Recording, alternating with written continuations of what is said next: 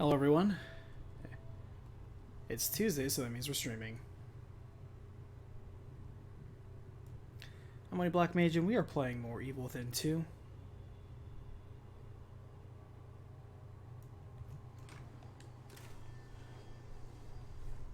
I know we're getting ready to prep the end game. It would be nice, although unexpected, if we did manage to go through all the final chapters today. But if not, we're going to come very close. We'll see how far we get. We're not going to rush. I'm enjoying this game.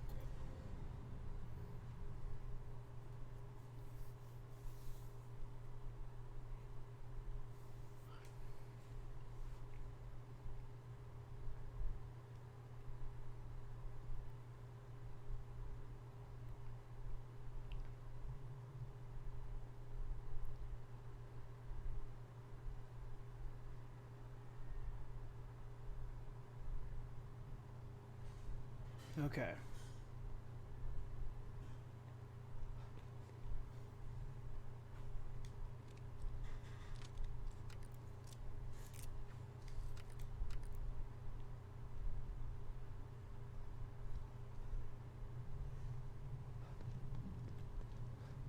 Thanks, Cat.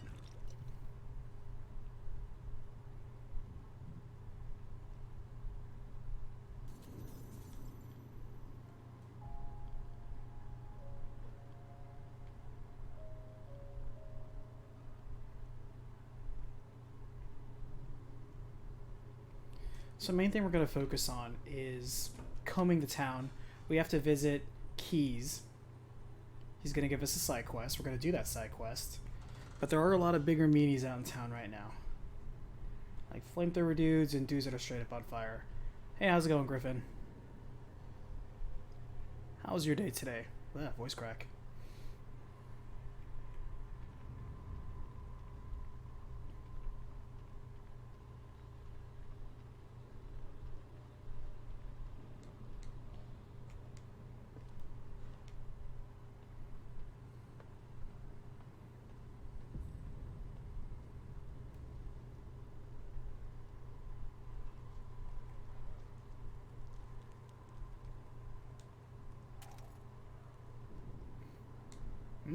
So the Mobius boxes may have reset. There were 3. There was one here. There's one by Keys. Where was the other one?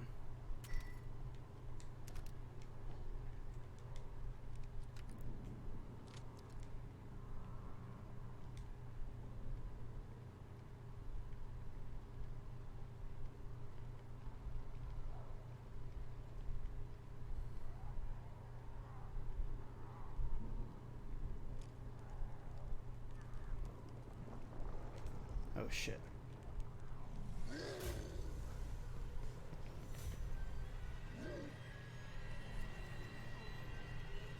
I did not realize those dudes can just sprout up from any old campfire. That is crazy to me.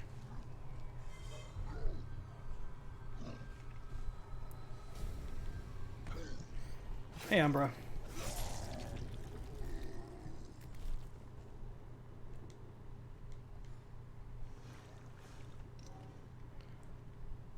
So apparently those can spawn fire dudes. Good to know.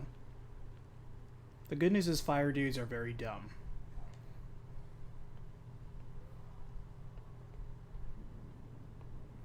Happy launch day for next gen. We're next gen now.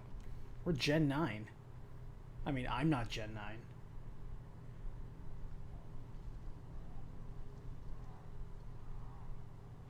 Although it's very carryover, you know? Because the Switch is still going strong. PC's just doing PC things.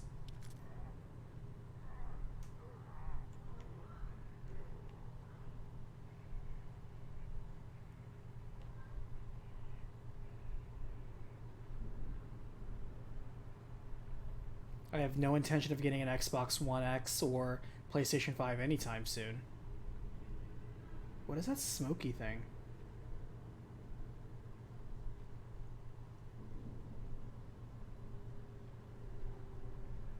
Oh, it's an actual canister. Oh, there might be a flamethrower dude here.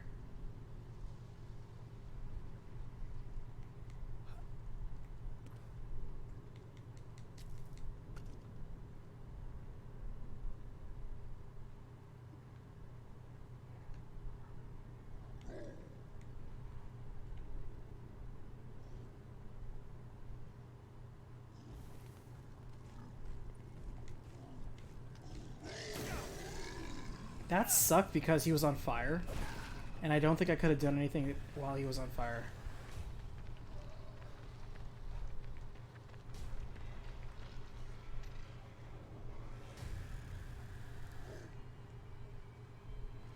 I don't think I could have stabbed him while he was on fire. I don't know. Let's find out.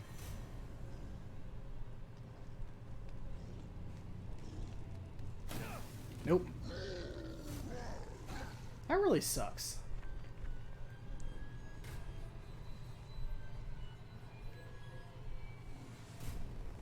When they're on fire, you just can't do anything to them.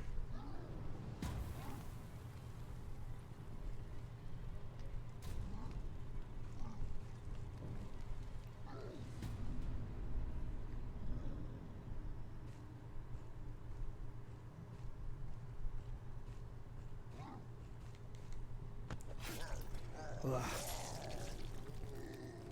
Thank you so much, Sam, for the resub. Appreciate you.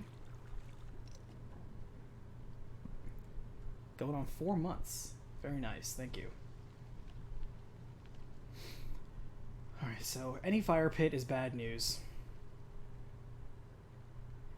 They are in fact immune to stealth when they're on fire. They're still very dumb, which is our best weapon against them. I wonder if we freeze them, if we can automatically sneak attack them.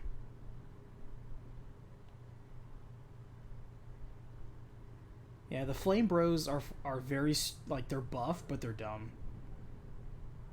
That's obviously a trap.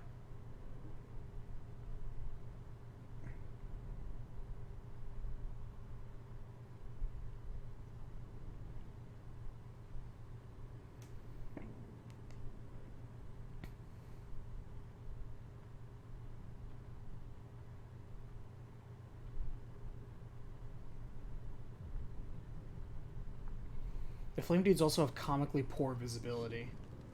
Not that poor, though.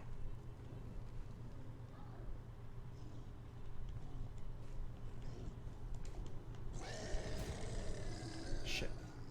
I should have sneak attacked.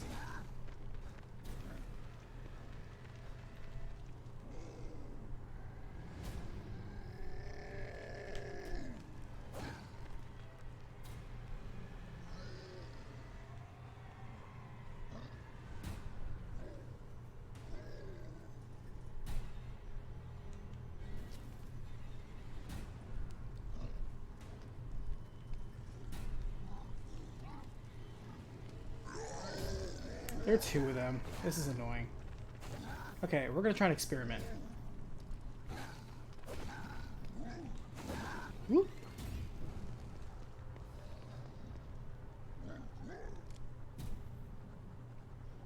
Come on, guys. You could have lost track of me that easily. Jesus Christ. Come on.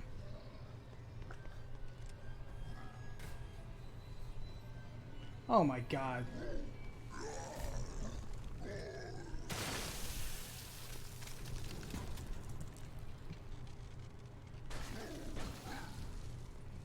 Alright, so you can't sneak attack them when they're on fire. Or even when they're frozen, which is kind of weird.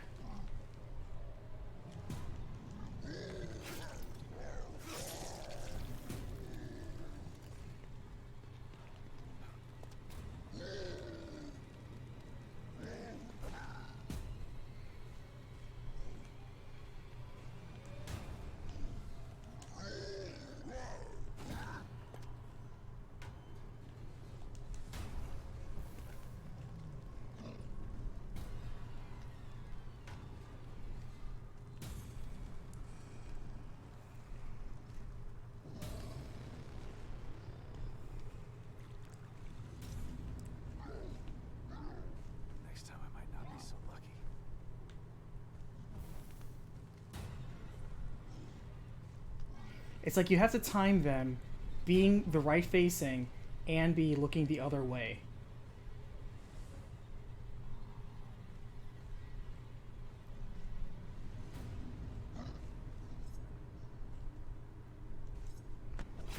It's a good thing they're so dumb.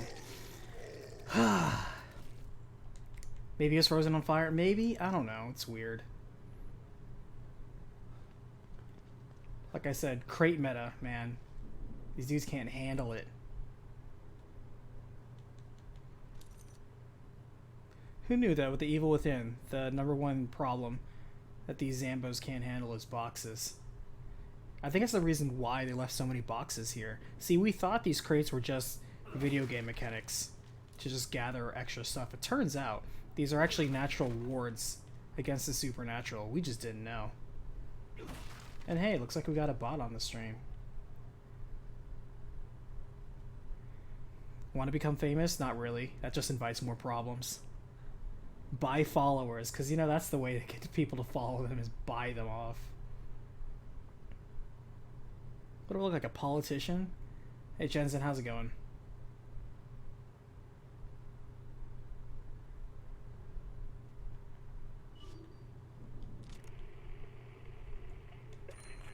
Nice. So it's probably in that diner.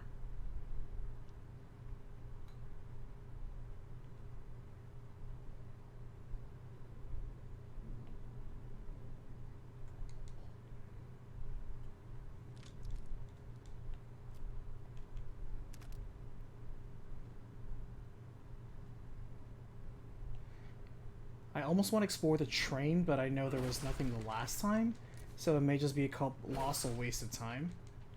There's probably like five fire dudes in there, and that's just a waste of ammo.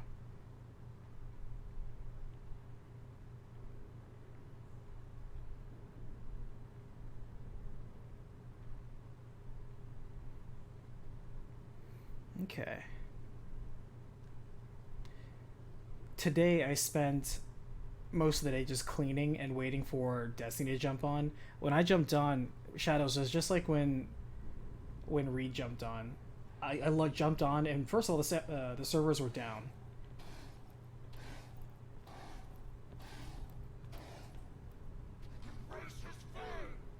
Oh, what? Oh, hello. Where did you come from? Alright, Dumpster, you're my new meta. Sorry, Father. I lost him.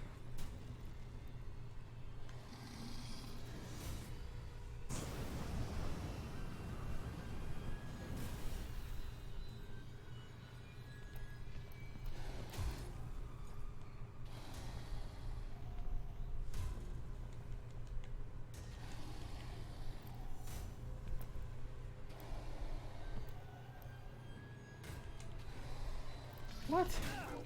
I did not even mean to do that. And how come it kept changing from visibility to no visibility? You cannot escape us.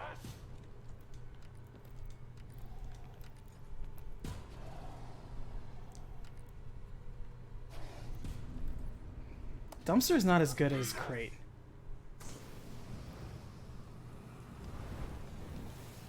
Alright. I wonder if he's like the other sub-bosses, in so much that he can be two-shotted with the knife.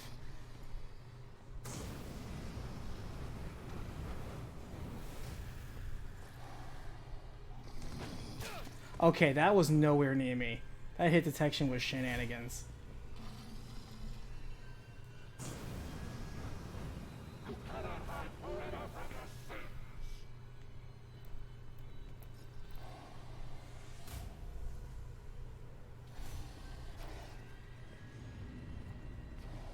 This guy's squirrely.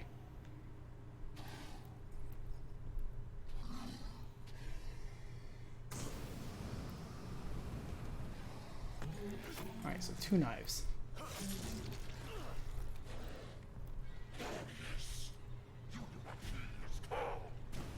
Alright, so this dude takes 2 knives. So far the toughest guy. I wonder how many knives he takes.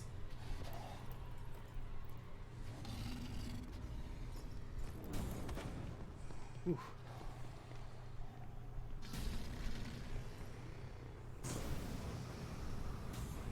We can actually save ammo if we can knife him to death using the crate meta. Stop that! Ugh. Game. It was my own fault. I pressed X before Oh, wow. He psyched me out there.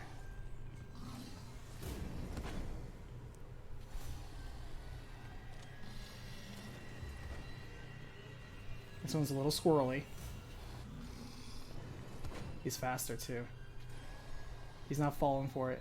This flame will consume you. Oh shit. Alright.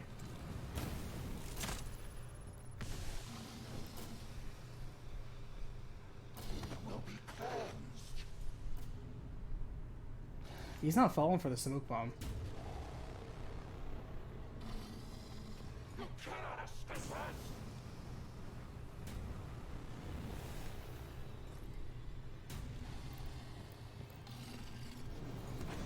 Shit.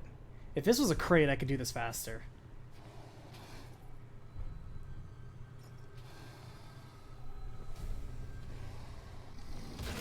Nope. Alright, so he deliberately can't be sneak attack twice. It auto fails. Okay. I wonder if we do knife, knife, and then axe.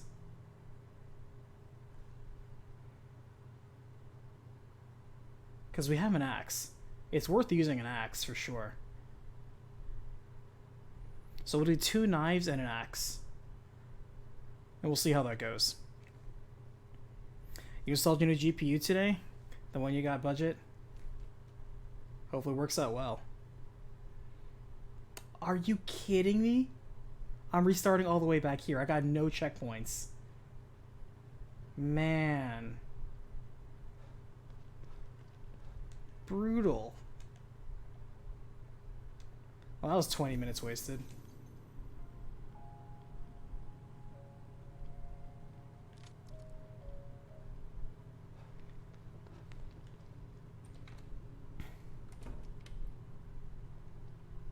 That sucks. I didn't get a single checkpoint through all that. Alright, well, speed run.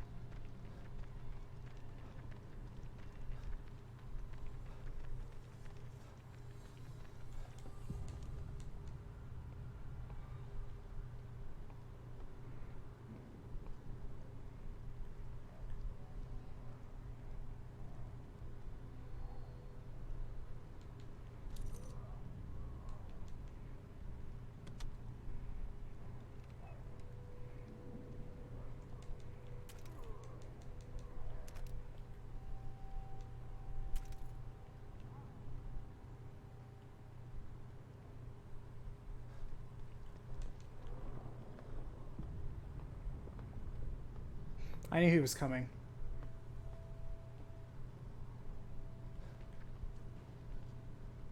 Oh, really? He's gonna follow me down here? Hey, get over yourself.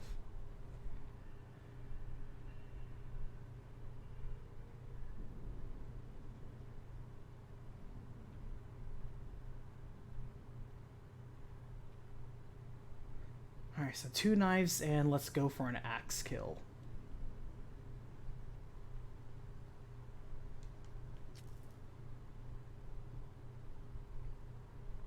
If I recall, there was scrap metal in this bus.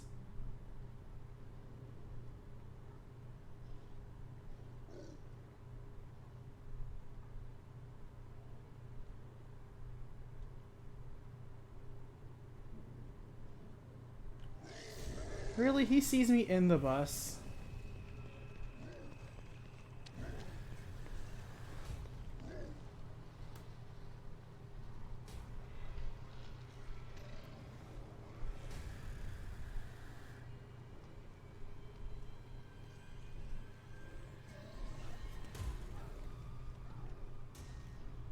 Three of these motherfuckers here.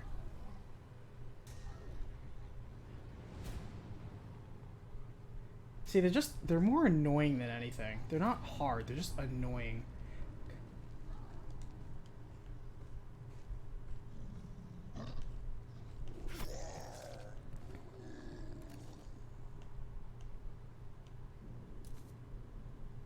Six gunpowder on that drop, though. Like, they have really good vision until you start hiding. If I didn't have maximum stealth, I'm willing to bet these guys would be pretty darn chuffed to shake. Because they can see you very far.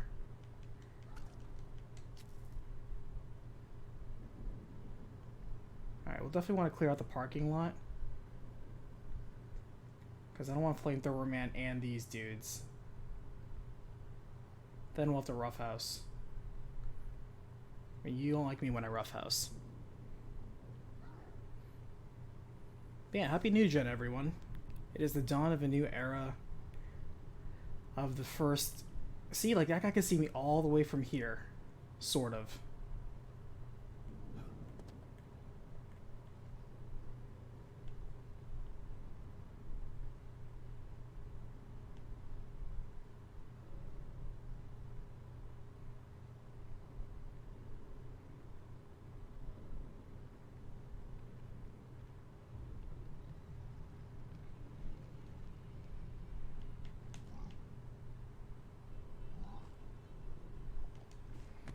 I knew we're of course going to get ports for the first few months.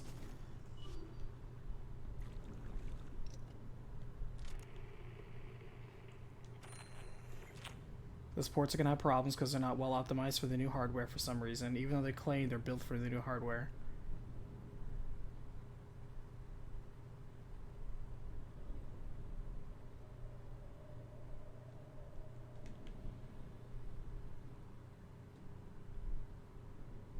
I could have stolen those scrap metal in one of these.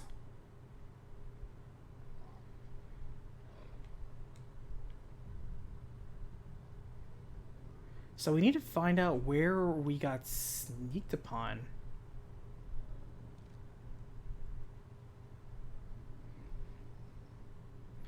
Ports all I want with my new console. Honestly, you'd be surprised. Some people just want their old games to run better. I mean, we were talking about that earlier.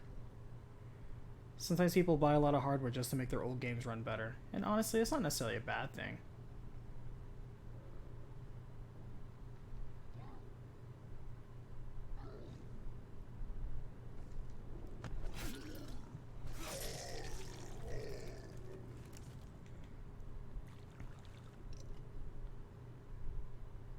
Okay, so Flamethrower Man is somewhere here.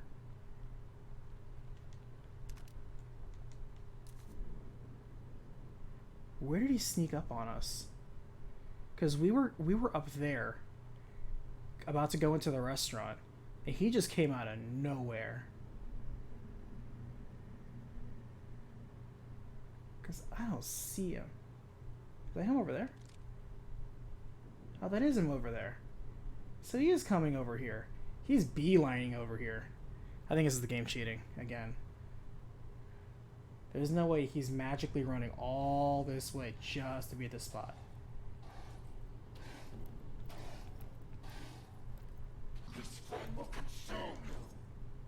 Alright, so knife one, number one.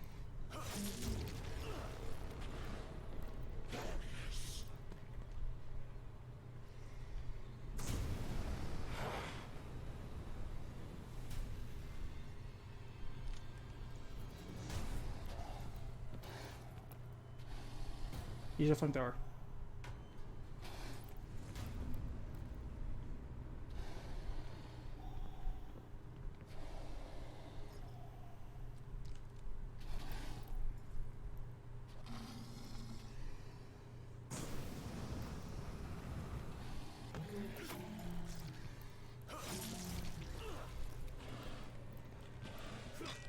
That did nothing. Damn it, Axe.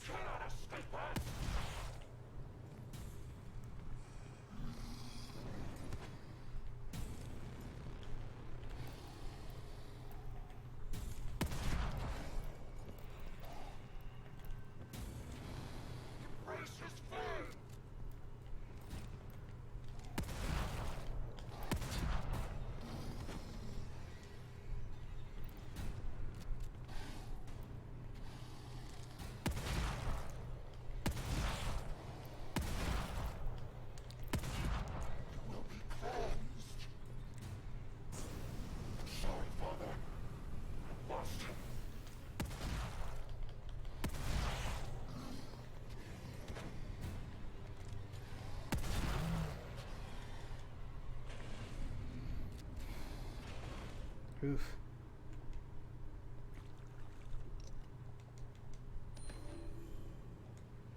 is it. The last piece I need.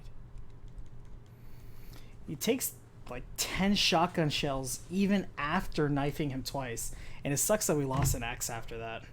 Blech. But yeah, people are so hyped to play a PlayStation 3 game on their PlayStation 5. They're like, but it's a good PlayStation 3 game. Like, it is a good PlayStation 3 game. But why are you the most excited to play a PlayStation 3 game on your PlayStation 5? I'm just like, really?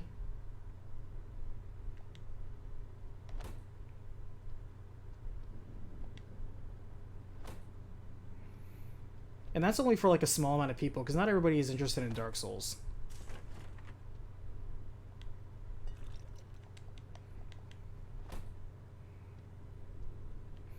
I guarantee the #1 selling game for the PlayStation 5 and the Xbox One will be FIFA 21. And after this week, Call of Duty comes out on Friday, and they'll probably buy that. Most people, I guarantee, bought it, installed it, and are playing Fortnite right now.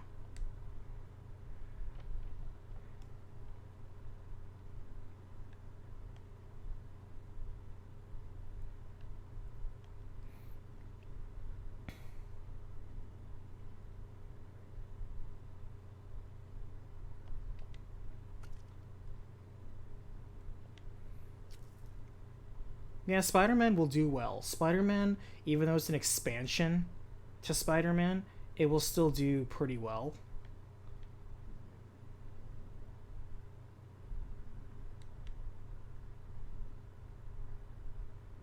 But you're going to be done with that in a couple of days. Like, you're going to do everything in that game in one day, and then you'll spend like another day completing it because you have nothing better to do. And then you're like, why did I spend $50 on this expansion? Because it has Spider-Man in it.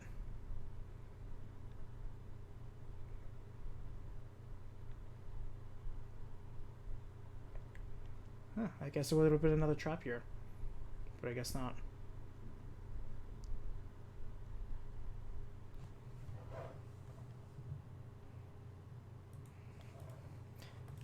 It's gonna outsell FIFA on PS5 for a bit. It won't even be a bit. Like, the mass majority of people who even get PS5s, because that's the thing that's going against it, is that it's just simply supply right now. But most people that are going to get that PS5 are going to get FIFA.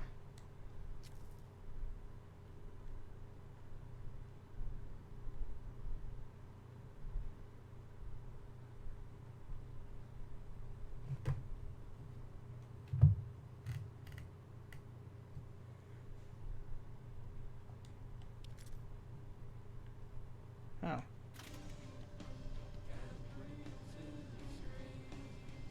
This could be licensed music. Sorry. Twitch has rules. I don't want to get DMCA killed.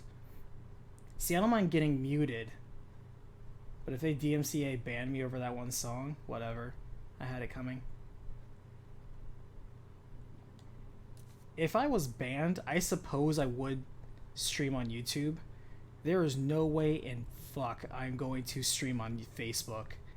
Facebook is already a cesspool of just the biggest idiots. There's no way in hell I'm going to like voluntarily stream there.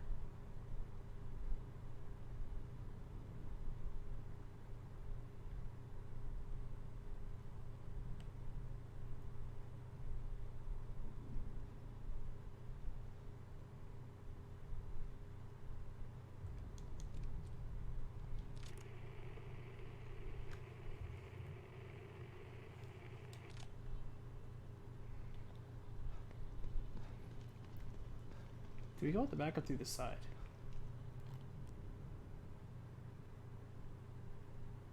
Oh, hello. Give me your key.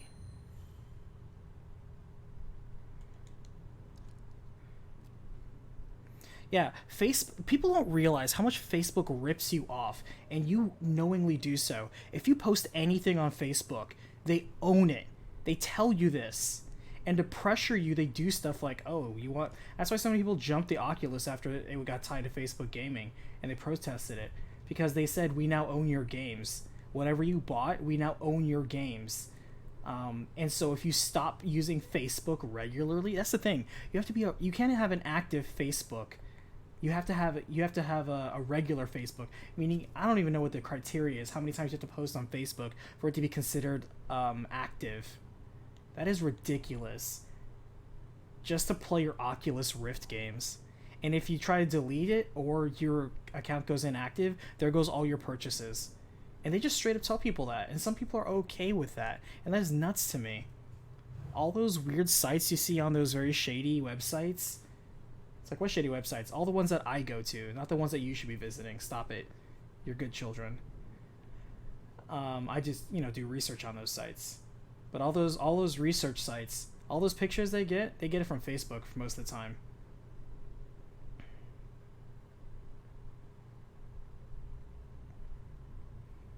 Alright, so the Juke Diner's okay. We probably should step into Devil's Tap Room. And the hotel's the only other place I think... Oh, wait, what's that? Oh, nice. There's a statue on top of that thing. With 3 dudes. Alright, I think I'm just gonna snipe these dudes from back here, because I don't see anybody back here. Oh.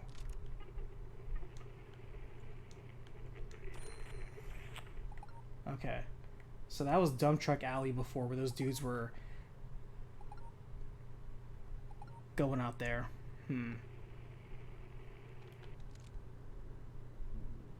But who's gonna trap us? Because we got 2 flamethrower dudes.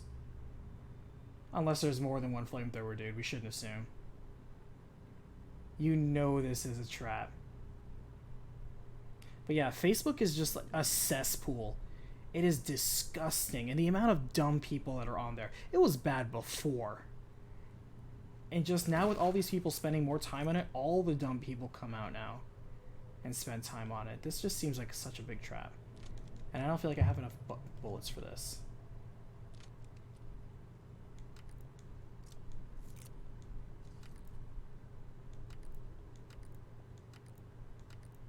Alright, first trap, we go in.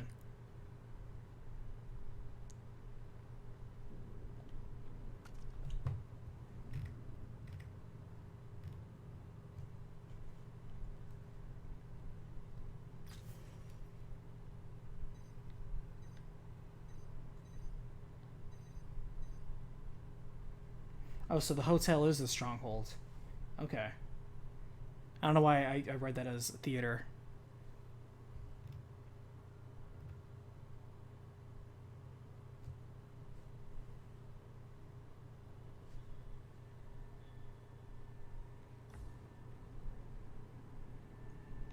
But yeah, I will never do Facebook gaming.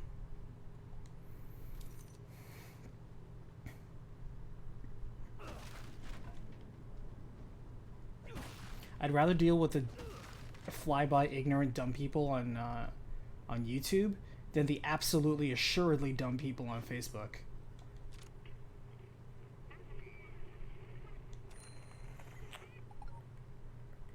Oh, I keep forgetting we have the assault rifle. We never use that. We should use it just to use up the ammo. We're never going to use this thing.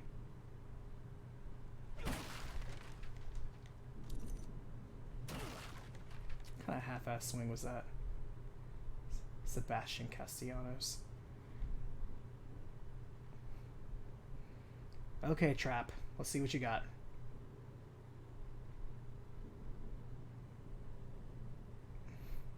Hey, Pizza, how's it going?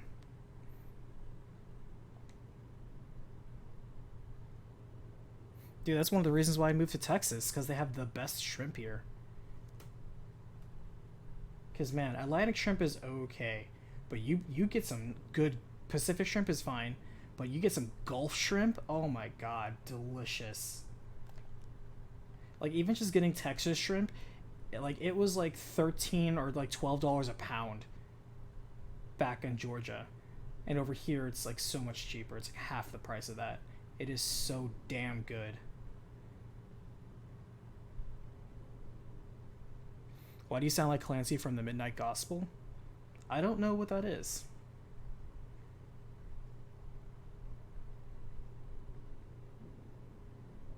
Have you tried shrimp ceviche? I have not.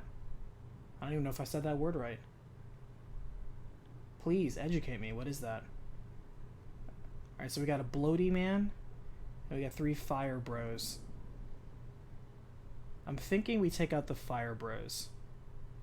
I didn't try. Okay, how do you say it?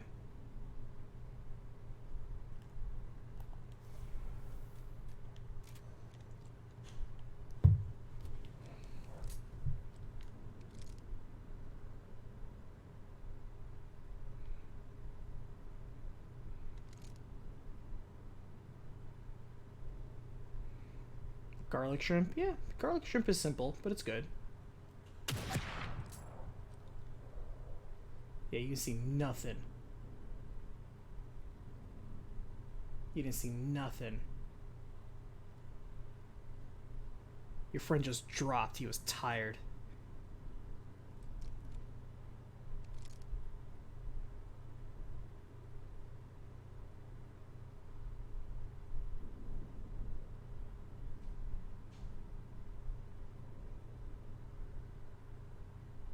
Ah, hate that fire shield.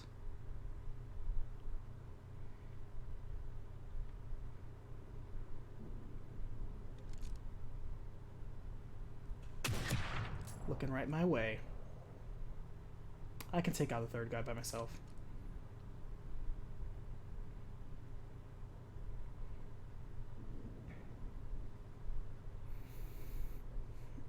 Shrimp cooked in a lime juice with onions, tomatoes, and some sort of chili. Okay. I like to add shrimp to curry. I love to add shrimp to... I like to butterfly my shrimp and just fry it simply. Did those dudes not drop anything?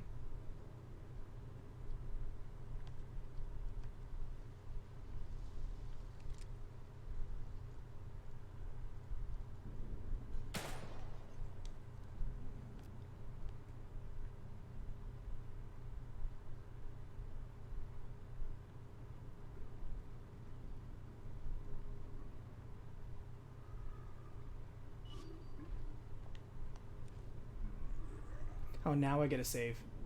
Nice. Oh, let's take a bigger look at these dudes. Man, look at those big fat guys. That's a big boy.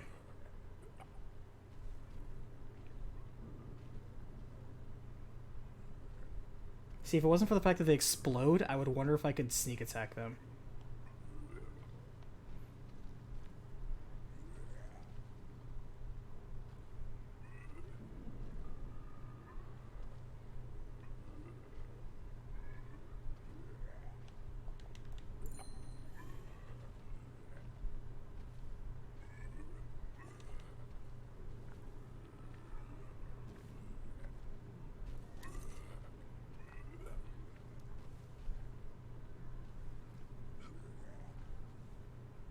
I'm just gonna disappear without anybody seeing us.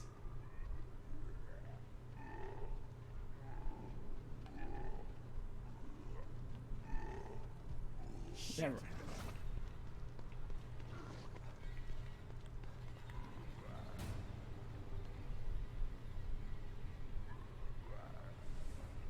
Where did I go?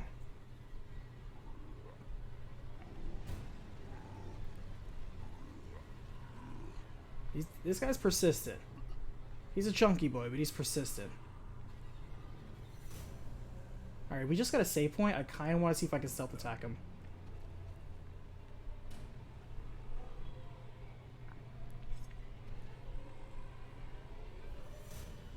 Turn around just 90 degrees to your left.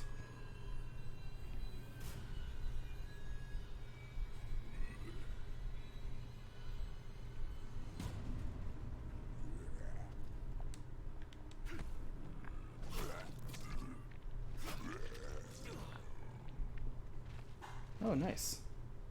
You can, in fact, defuse those bombs. Oof. Look at the chunky abyss on those.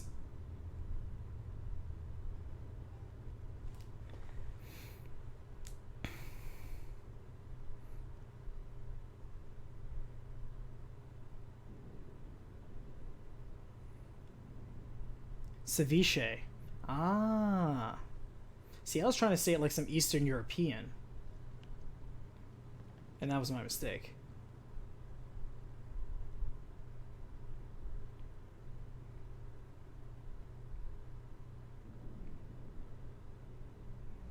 But yeah, sea bugs. Oh, I love eating me some sea bugs. Crabs are delicious. Lobster is delicious. I have to be in the mood for any, like, say, mollusks, though. And I'm also not a big fan in terms of other seafood, like squid or octopus. I'm not the biggest fan.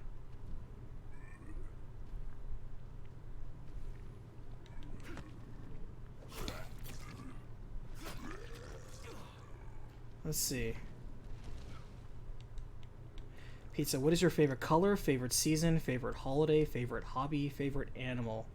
What do you look for in a relationship? Let's see. Let's see. Alright, we got Big Boy over here.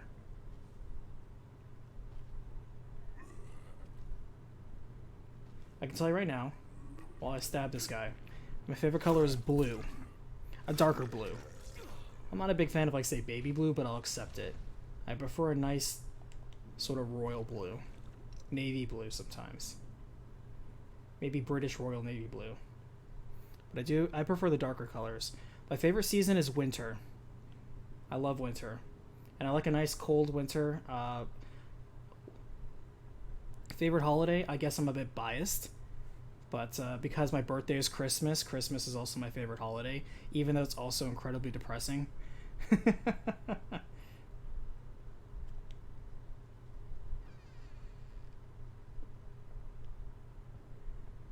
My favorite animal, this was actually in the Q&A recently. My favorite animal is dinosaurs. Love dinosaurs. But my favorite, like, real life, I guess real life, dinosaurs are real. But my favorite currently still living animal is the red kangaroo. I think red kangaroos are super cool and very underrepresented. I also, how is it depressing? Let me tell you this. I tell this to everybody who thinks, oh, Christmas, that's so charming and nice. So here's the thing. If you're the type of person, especially when you're young, having a birthday on Christmas, and this is worse for people whose birthdays are not on Christmas and they're just around the holiday because they don't deserve to get shafted. I do. I was born on that day. I can't help it. But if you were born around it, you are the last on everyone's priority list. Everybody, except for, like, I have very nice parents who celebrated Christmas in the morning and my birthday at night, but everyone else in the entire planet for the rest of your life will combine the two. You will get duplicate cards because there's only one or two Christmas cards / birthday cards in any given supermarket, so you will get many duplicates of the same card. And you have to act pleasantly surprised every time. No one will ever be around to hang out with you for Christmas. You always spend it alone because no one's ever available because they're always busy with their own holiday plans. So no one's around to spend Christmas with you and no one's around to celebrate your birthday for you. You spend it alone.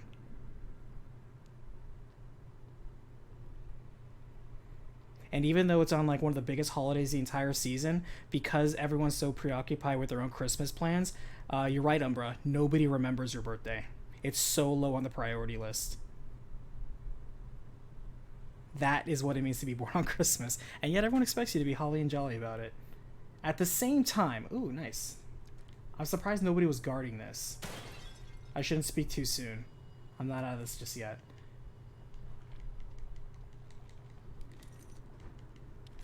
But, we have like 3 keys. Good news is we're going to go straight to the safe house after we're done exploring some of the side areas. Because the hotel's obviously last. These are the only 2 sub areas. We're just going to clean out the alleys and the streets then, and then move into the safe house. And, you just get used to it. One time I met a girl once, her name was Noelle Frost, and I was like, and she was also born on Christmas, and I was like, your parents also had a sense of humor. She's like, yep. Because we get it.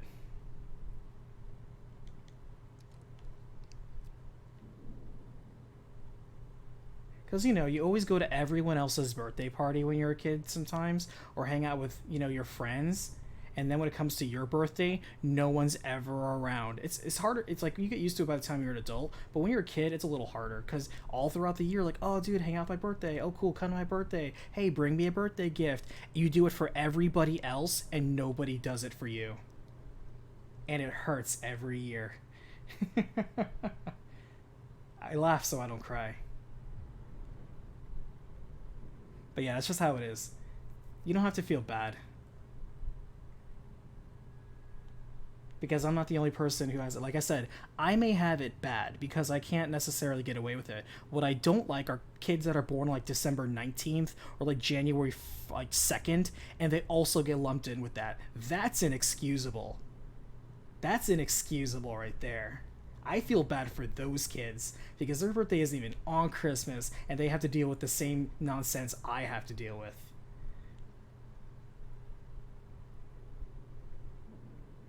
My kid's born on Christmas, so I named Nicholas. Wow, what a coincidence. That's a good name, though. It's a name of champions. Even spelled that way. I agree.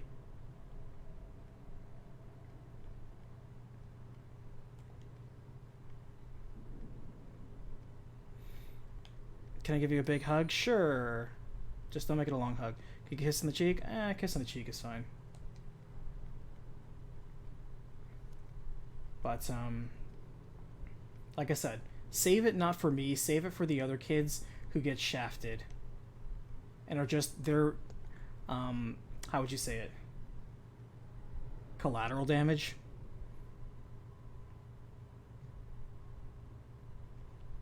At the same time, Christmas is still my favorite holiday because I'm okay with spending quiet time to myself. I actually prefer it. Yeah, is it lonely? Sure. But, you know, you learn to deal with it. And you learn to appreciate the quietude from all the noise and the chaos and the drama that you sometimes see happens around holiday. And sometimes being alone, or at least having a quiet... Oh, come on, man. You're probably underneath this. Oh, I guess not. It was just a foot after all. And a fire dude's gonna rise up from there.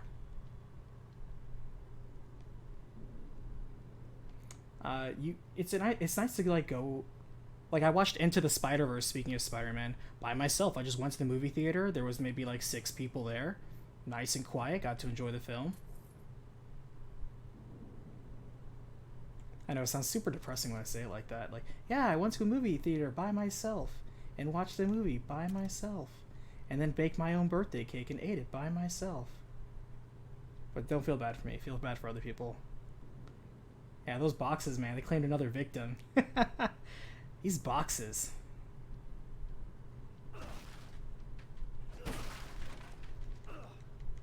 But did you have a nice dinner? I always have nice dinners. I'm such a snob when it comes to food that I just make my own stuff. And if I don't like it, I destroy all evidence that I tried. And I do better next time.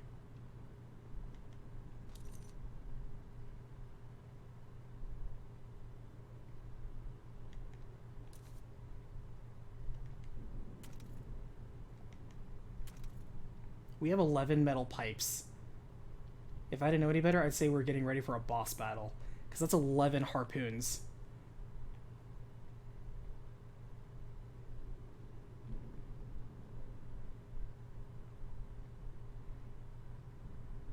Is this meant to be a stealth game or is it just your playstyle? Yeah, Shadow's got it. It's both.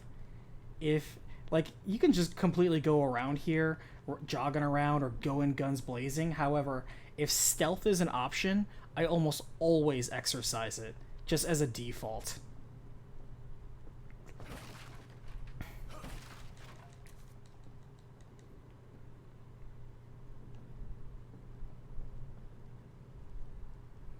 It may not be the fastest way of going about things, but it's what I like.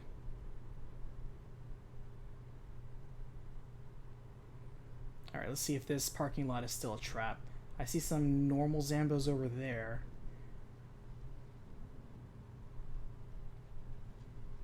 Alright, so it looks like they don't want us taking that way to the hotel anyway. Looks like we have to go around the alley here anyway. Okay.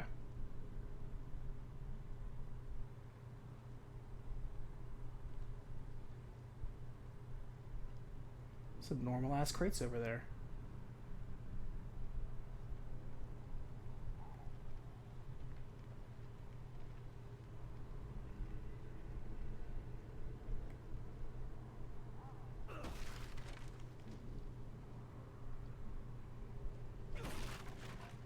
I like sticks, but then again, I like playing stealth games.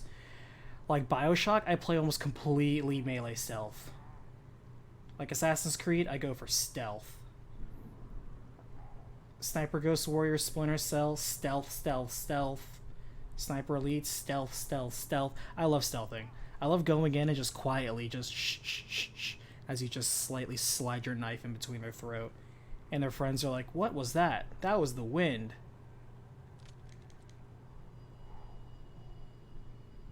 Alright.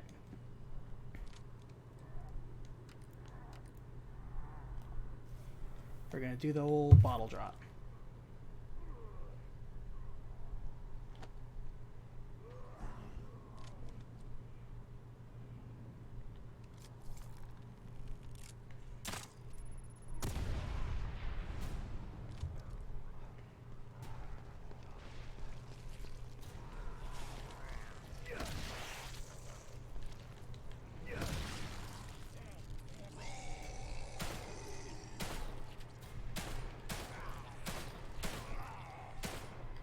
Come on, spaghetti legs.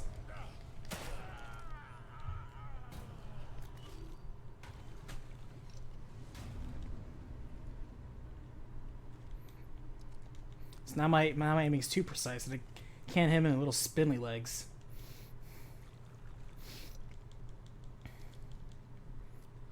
Let's see. But going back to my original question, because I didn't answer it, I love the spirit of Christmas. I always used to tell people, it's like, when kids are like, hey, is there a Santa Claus? I'm like, Santa Claus is a spirit. Anybody can be Santa Claus just like anybody can be, like, somebody else. It's about the spirit and believing in it. It's as true as it is not true. The spirit of Christmas can be alive in anybody. It's not just simply one devoted totem. So be what you make of it. But I like how there's a holiday that reminds people to, you know, celebrate family, be nice. I really wish that was more of a standard. But at the very least, the fact that it's there and people, even though they stress the hell out and kill themselves and all that, I'm okay with that too. I know, it sounds very morbid and weird. Like, you're okay with people killing themselves on Christmas? Well, I don't prefer that they do that. I don't support suicide. I wish people would find other ways out. But at the same time, you know... Oh, that's a lot of dudes. And no offense to anybody that, you know, has family or anything that killed themselves, because I actually do have a family member that unfortunately chose that way out. And I don't support that even then. But I still believe that there's good spirit in people, and celebrating the good spirit in people is always a good thing. So I will always celebrate that.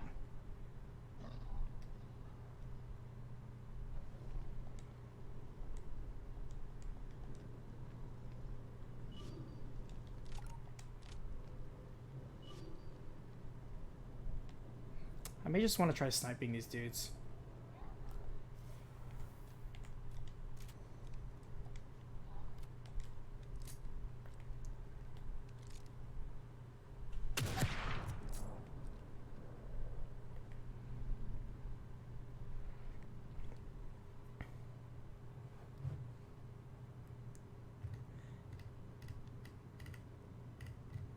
We had a last question too. Oh, what do you look for in a relationship?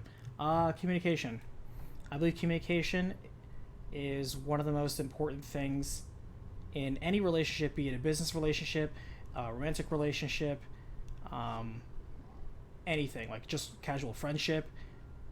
It is so important. The breakdown of so many relationships usually comes and is started by a breakdown in communication.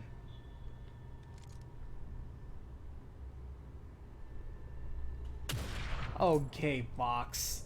Sometimes the box taketh, and sometimes the box giveth.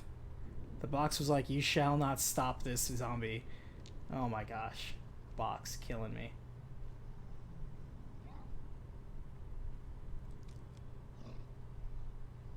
He's gonna go on fire right now.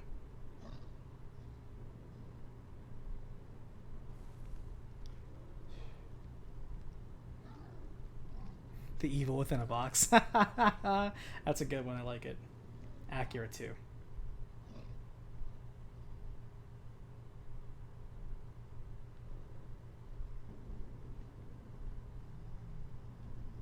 Don't go on fire. Shit. Ugh. You know what? I'm willing to spend a bullet.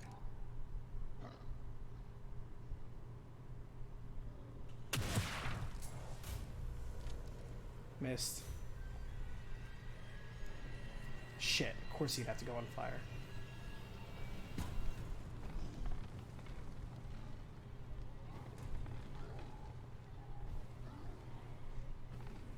This car's bumping and grinding.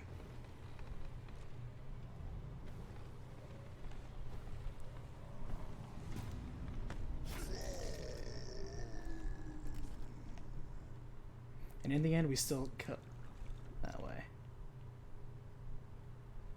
Were there 3 of them here? Oh, speak of the devil.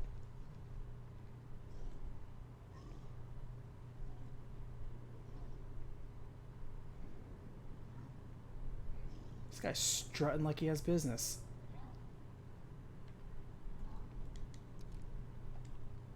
Nice.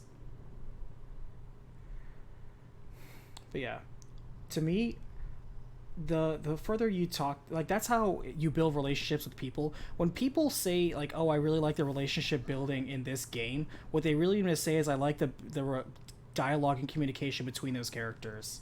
Oops. Because if they were just 2 characters, but if you took away all the dialogue, would they still have that relationship? Unlikely. People like that communication. People like that dialogue. We're social beasts. And that's why storytelling is such a powerful form of how we communicate to each other. If you think about it, we naturally tell stories constantly as part of our daily life. Like when you just talk to somebody, you're like, "Hey, how was your day?" And if you reply, "Alright, big dude. You know what? That wasn't so bad." Oof. That fence took a good bit of damage for me. I wouldn't say it was iframes, but I did get definitely some iframes from that. Appreciate it, fence. Alright, is there another problem around this wall? No.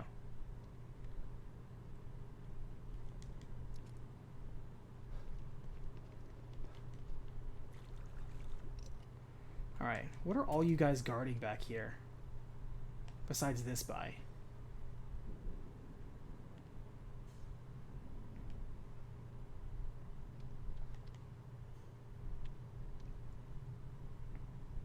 I remember when I was once a banker. Yeah, that's what I'm talking about. One of the biggest problems I would see between couples, and I always recommended it, is if, no matter what, you should really establish a his and her account. Not because you don't trust each other, but because you trust each other enough to have enough to pay for mortgage bills and everything in a shared account, and then both of you have your own separate accounts that you just have on your own and nobody asks questions. Now, at the same time, if somebody, that's for having a personal account. When it comes to things such as debt, however, debt you need to be completely transparent with, because you're roping a second person into it without their knowledge. So if somebody has like a secret credit card or something like that, or like a secret loan and they're not telling the other person, that's a problem. That is 100% a communication problem.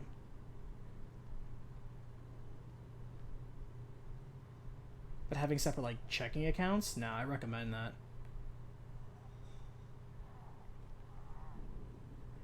Just have a his and her account, nobody asks questions. As long as the bills and the house and the kids are taken care of with all those expenses, then everybody pitches together. Doesn't matter if one person's putting in more than the other. The main account is where everything's paid out of. The side accounts, nobody asks questions. You just have a mutual respect for each other, but at the same time, you don't fail to prioritize. You will fix so many marriage problems that way. Money is, in my opinion, besides bad communication, one of the real reasons why people I see get aggravated and split up with each other. Just my opinion.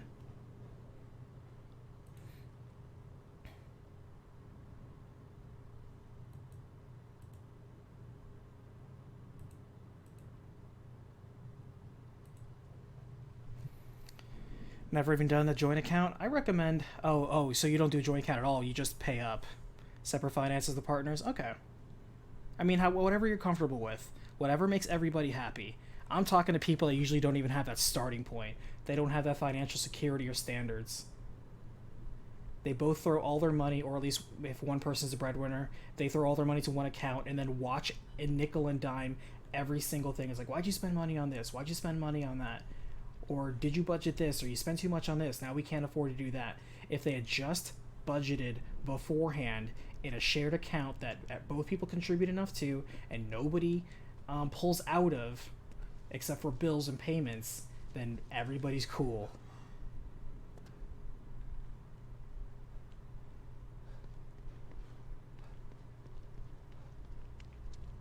Oh, thing there. Give me that scrap. Darn it. Stop it. Ooh, 70 scrap. Nice. Oh. Hold on.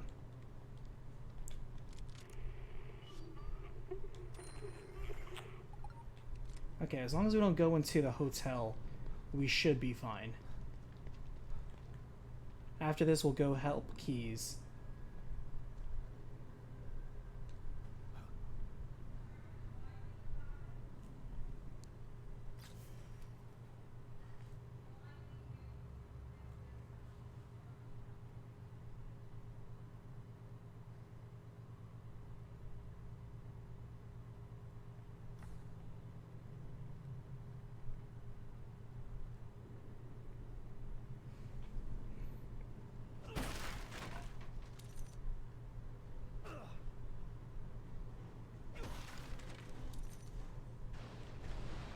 What is that?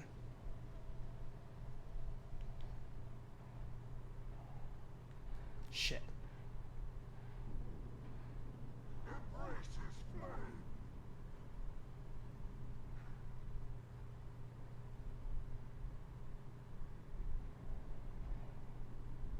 Alright, how far are you? You're right over there?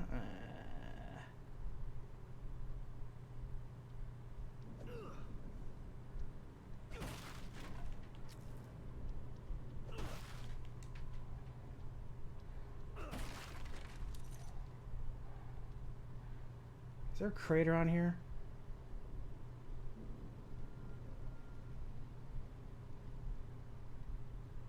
He's hanging right in front of that hotel. I don't think I want to deal with that guy. Oh, actually, because he blew that up, we can go back this way.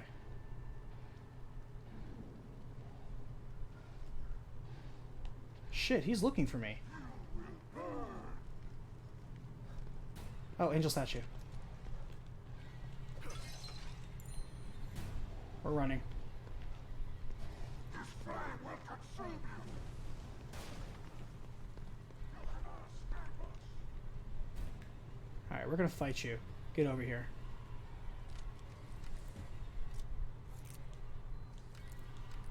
And now that I know that I can harpoon you, because I got plenty of harpoon ammo. So now you want to come over to my side of the town?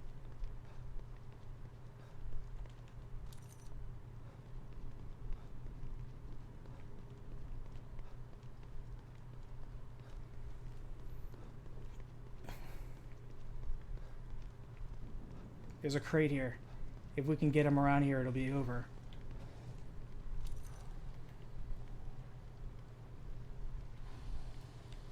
You will be cleansed. I'm sorry, Father. I lost him.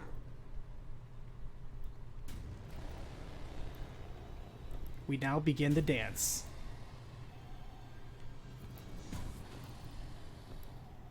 Do your animation. Do your animation.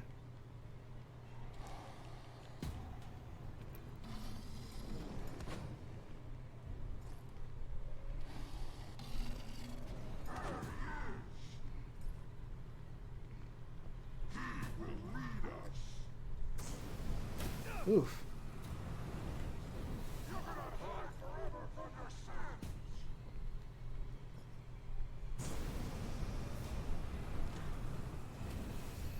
Come on, man. Let's go. Let's dance.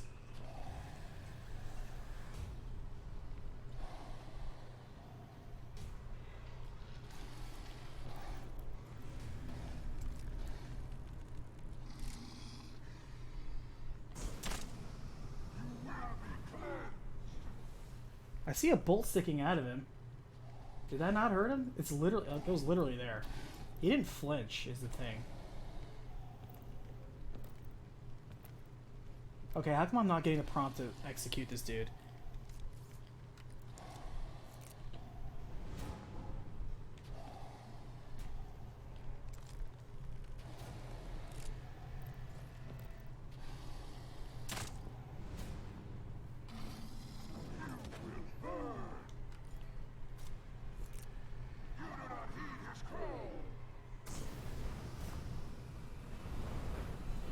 He's like, I keep feeling a pinch in my side. I don't know what it is.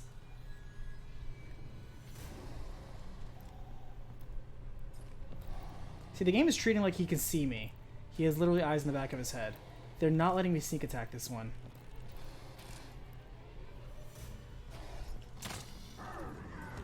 Ow. Yeah, you got me.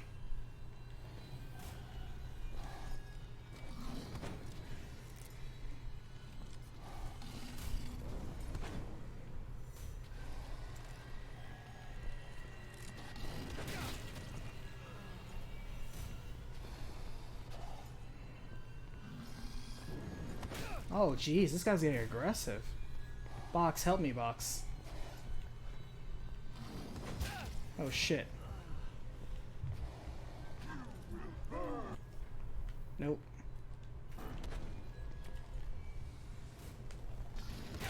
Zig when I should have zagged.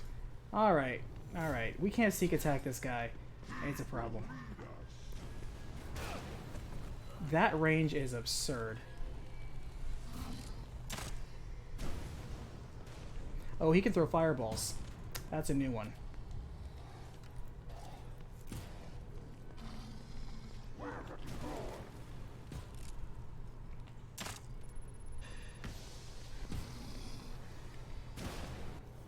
This one launches fireballs.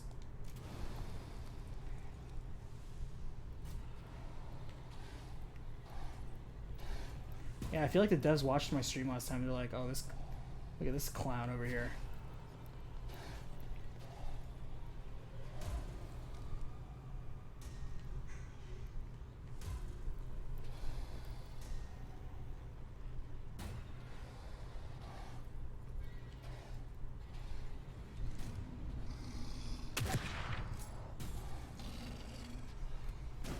Yeah, this fucker throws fireballs.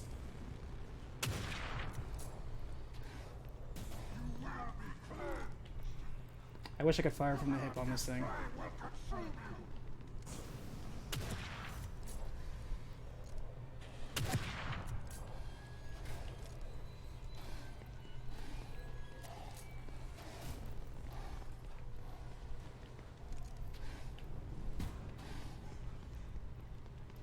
I could do all day. Truck Coon, protect me.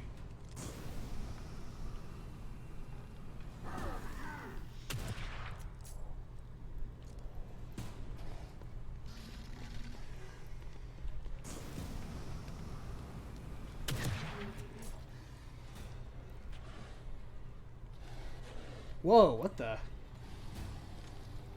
They're making this guy out of sterner stuff.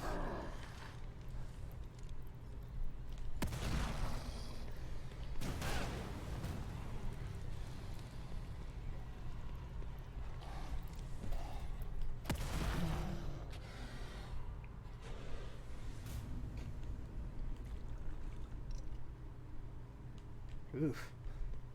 Well, that was good preventative maintenance.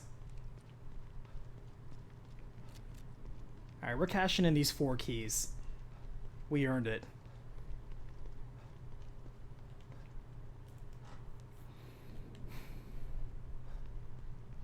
Keys is like, I need you to help me get rid of 5 flamethrower guys. Oh my god. Keys, don't do this to me.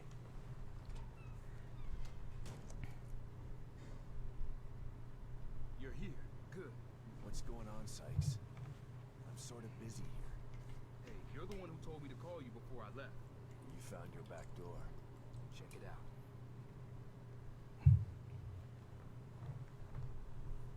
I spent 5 minutes making that animation. You'll have to show me how to use it if I need to get Lily out later. Fair enough, but here's the deal. I'm gonna need you to help me get out of here first. Help you? I don't know anything about how these computers work, Sykes. That's not what I need help with. I hacked the servers to access a restricted area of STEM. There's a pod in there that I'm gonna use to get out of here.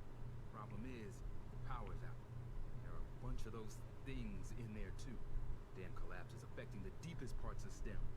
You get the power back on and clear the place out for me, I can get the hell out of here. Again, what's in it for me? I'll show you how to use the pod before I go. How's that? Okay. Worth a try, I guess. Thanks, man. Call me when I wonder if this is actually something to an alternate I gotta ending. tell you, I was surprised to hear from you. Tell me about it. I've been lying low to solve this backdoor thing, but I stuck my head out there a few times. Things are going nuts. What's happening out there? There's a maniac who's trying But yeah, to catching up on comments. Pizza, that's rough that your cousin had to go out that way. Otherwise, you might have ended up I can flipping certainly the understand and orchard. sympathize. Sounds grim. Think I'll pass. Get another case of the chick. Worse is that the No. guy wants to get his Afraid that's a quota for tonight, I'm afraid. Well, if this plan works out, you'll be able to get her to safety once you find Looks like Jtron was a sugar baby. Must have been nice. You have to tell me about that lifestyle sometimes. Mobius in the first place. a guy like me. What are you trying to say? I'm saying that you've got heart and a backbone. Seems they prefer their operatives to be either cold reptiles or unquestioning followers. You're neither. What did you think I meant? Nothing. Never mind. You know, I actually searched them out to try and join. It wasn't easy either. They know how to hide their tracks. Why would you do that? They're only the most powerful organization in the history of the world, dude. Why wouldn't I? And you don't consider what they do to be criminal. Hey, it's only criminal when it's enforced. You know what It's they not say. criminal when they make the laws. Custodiat ipsos custodes. Right? Sure. I'll take your word for it.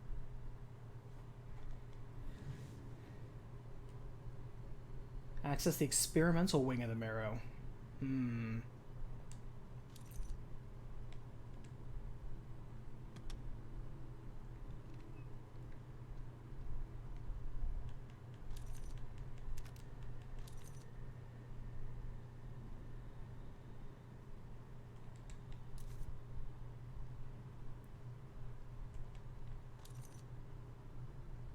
I say it's definitely worth it.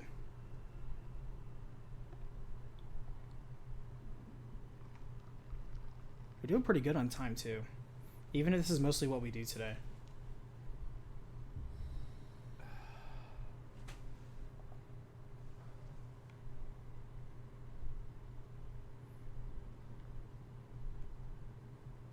Alright, so let's power up, let's make some ammo, make a bunch of bolts, and go into the Marrow. Thanks, kitty. Alright.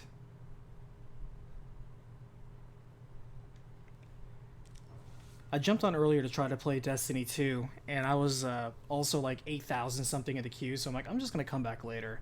And I tried just a few hours ago, and honestly, jumped on just fine. Played the first couple chapters, drove around a little bit. I tried entering a Lost Sector, and you know, like I'm starting out like 1050, and like the first piece of gear gives you like 1060 stuff, so now I'm 1060 something, and the first Lost Sector is like 1210. It's like, get out of here. It just claps you out, and it's like, oh my god.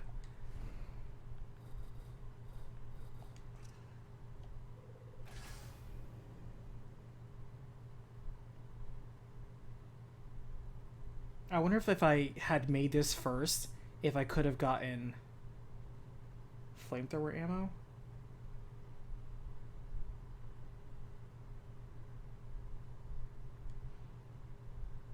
Fuel will be loaded, but how do you make fuel though?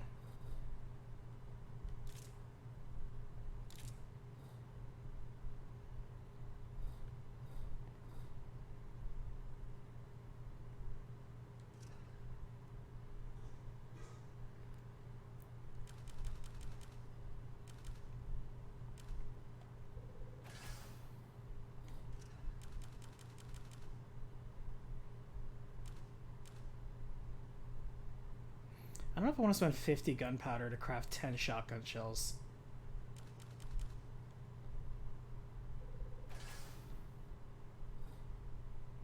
Because it's better just to get the sniper rifle if you can get it.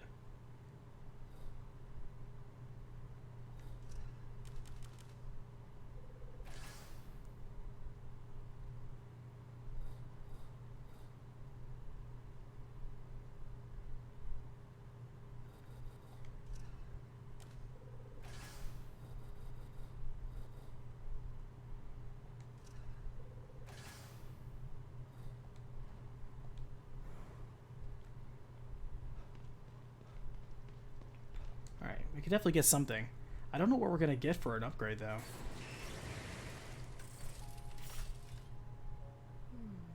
Not looking so good. Let me help you.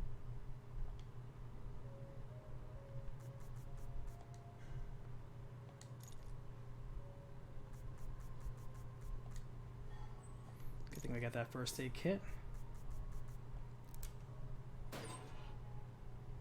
Alright, cool. Mm-hmm. Sure. And assault rifle. Okay.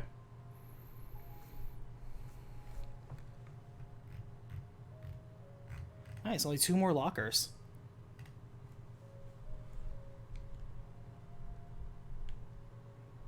I was hoping for some brain juice. Maybe the last couple will be. Alright, let's see.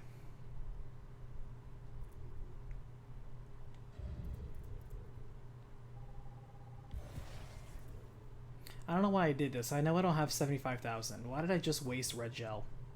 Why did I just do that? Why did I just do that? I'm so dumb. I could have gotten bullet cascade. I'm so dumb.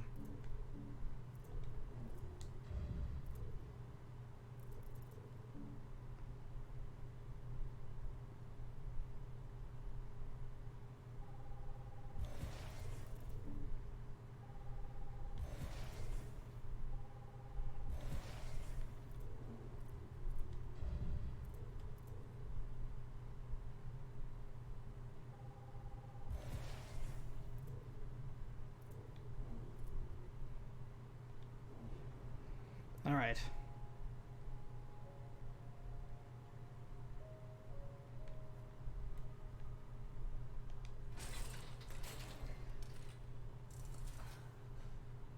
Let's see what we can do in terms of upgrades. We have a lot of parts.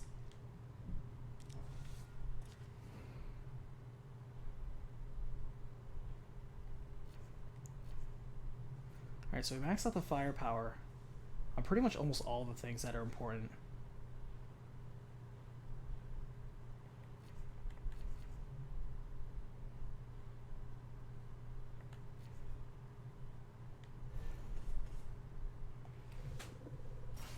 I guess getting more mileage out of the shotgun is not a bad idea.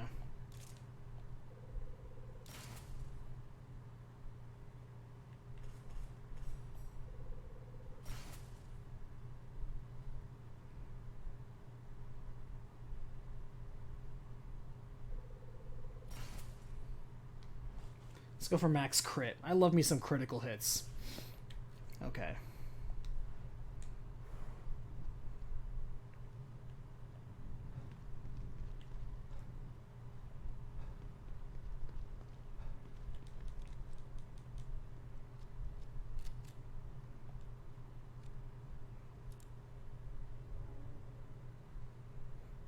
I know, it kind of feels like a Matrix helmet thing where it just kind of jacks you in. But yeah, it's just a whole bunch of needles that just shink right into your brain and inject you with this green goop juice. And you suddenly know how to walk a little faster and breathe a little bit better.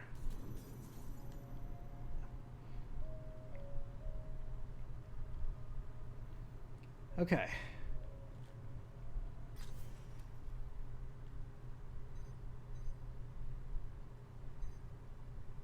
Oh, we didn't get the ammo pouch. I thought we did.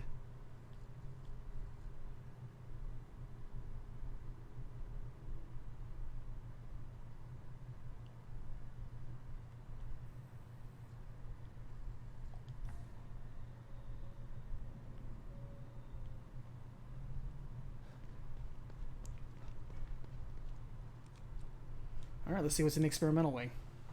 All right, let's do this before I get cold feet. It's probably going to be a really bad boss, isn't it?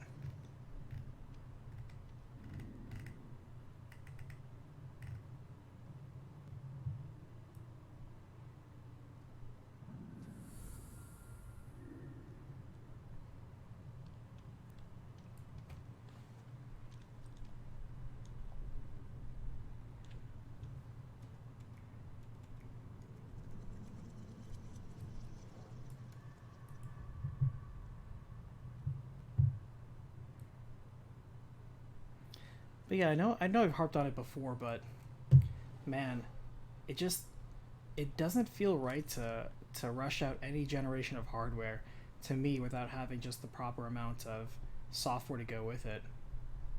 It just always seems so rushed.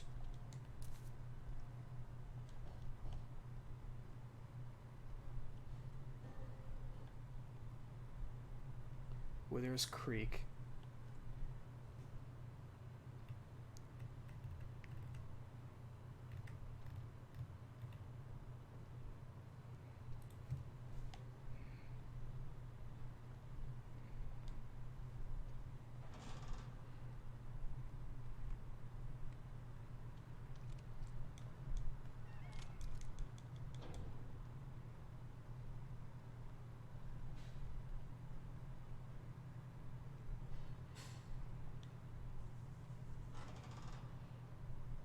Oh god, anytime anything says test lab, it never seems like a good thing.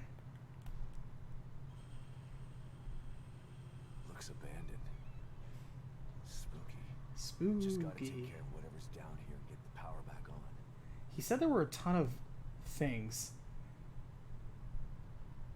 And I think something came and killed all the things that were down here. There's an axe at least. Actually, kind of think of it. Don't we have a flamethrower now? We do. I wonder if the flamethrower automatically replenishes, or if it's a one-time use item. That would be so lame.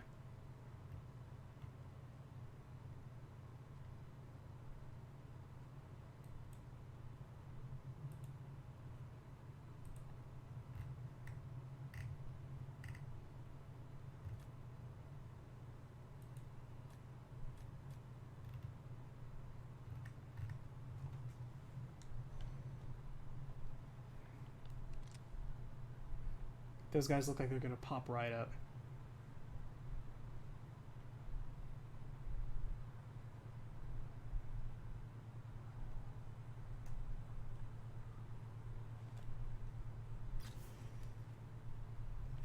Well, this is straightforward. How alarmingly so.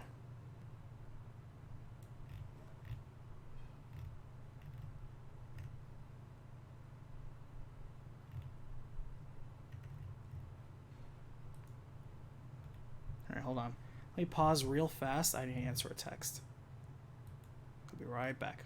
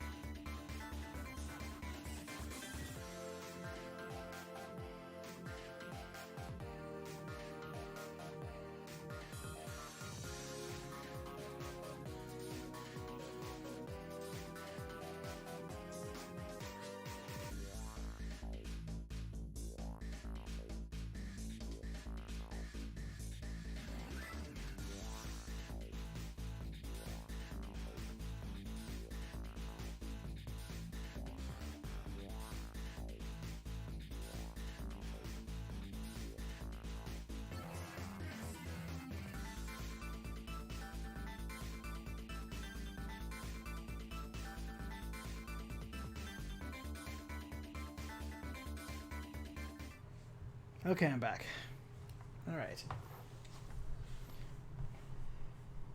Okay, this is probably a trap. I don't see anything shining back there, so I'm gonna leave those guys be. Let's try this vent first.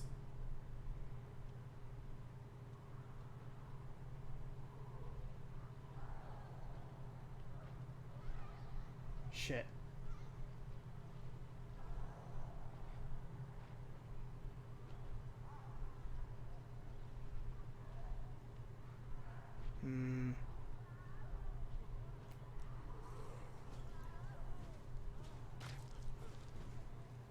Alright, we got Axe Dude. We got Lady. And we got a third lady over there. I wonder if I could axe her real quick.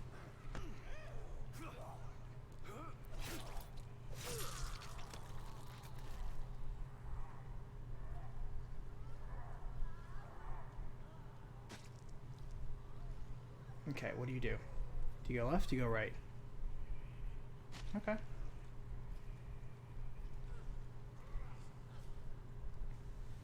But yeah, Jatron, I'm perfectly cool. I know it may not look interesting, but I love just stealthing things out.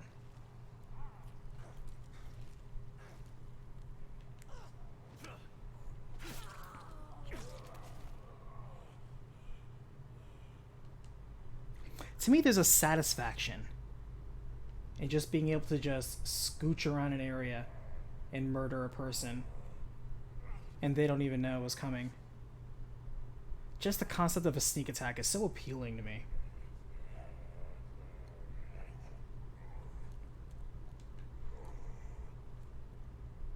Because anyone can just, you know, shoot a dude. And it probably is faster to just run up and just axe this dude. Especially since he has an axe.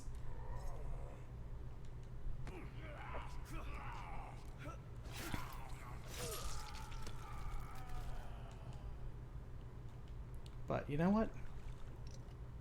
There's just something about a finesse about being able to kill them and get away with it completely. Oh, okay, let's say. She had goop juice on her. Where was that?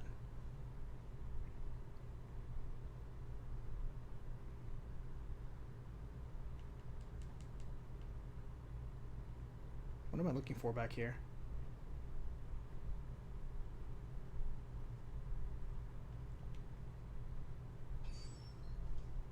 Is this the double doors of those dead dudes that are probably alive in front of?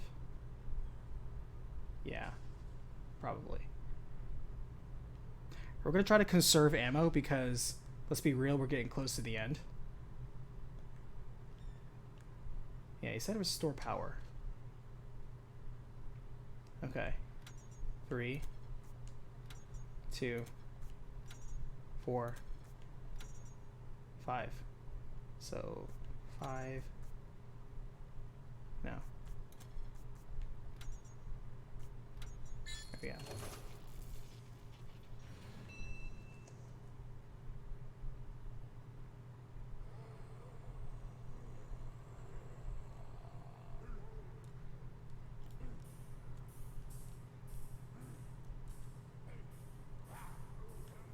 Oh shit.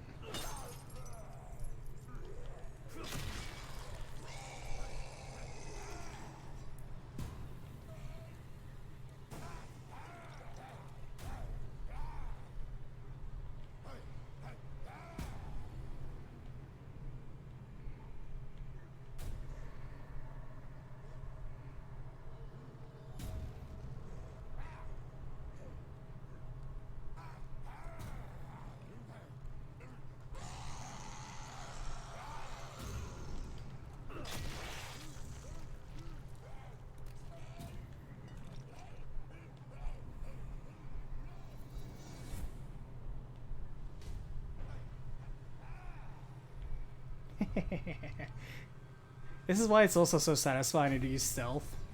Because, especially if you have max stealth and it causes the enemies to just derp out like this, I don't know. To me, it's just a lot more fun.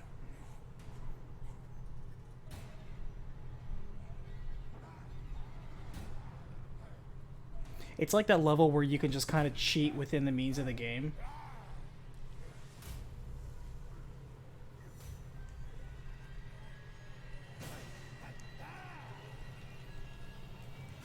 Look at that. Not a single bullet spent, and we got an axe.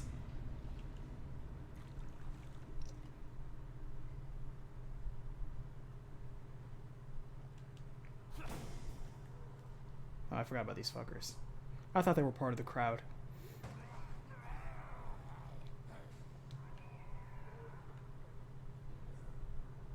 Yeah, come on over. Come on over.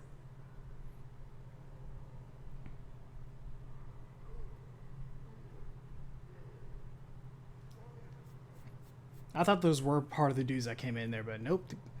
I'm not too worried. These are just regular dudes. I could just harpoon the fat one and call it a day. I might just.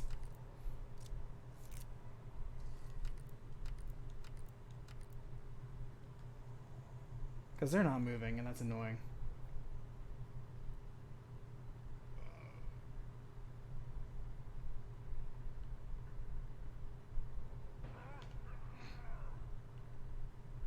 Oh, I could just wig out, couldn't I? No, he said to clear out all the dudes.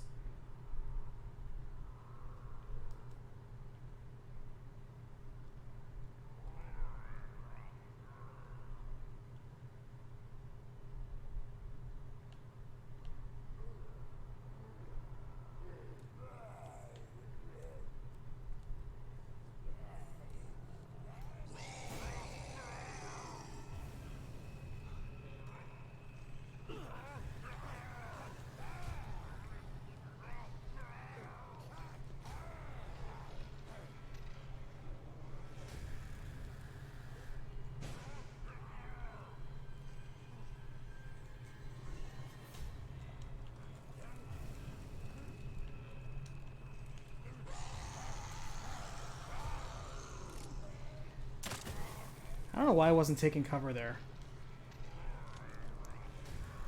Like, he just doesn't want to take cover there.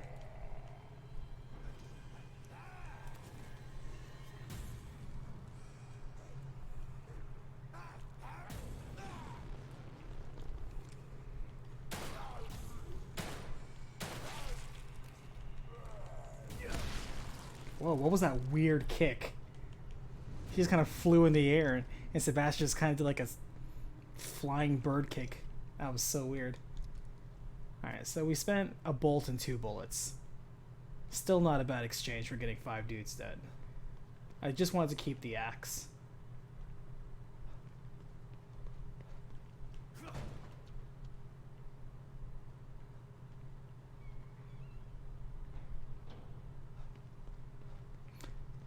That was actually a lot less painless than I thought it was going to be. I thought I was going to have to fight like the goop monster that my wife can apparently summon.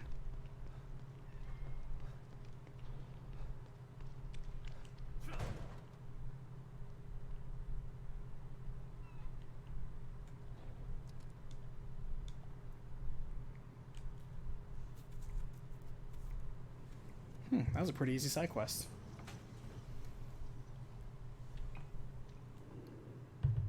No crazy ghost ladies. No giant milk monsters.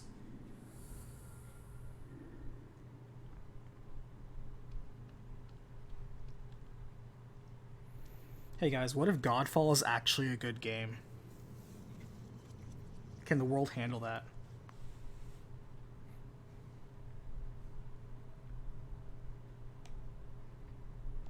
So, tell me. Wait, did I not fix it? Oh, call him from the pod room. Oops. Jump the gun.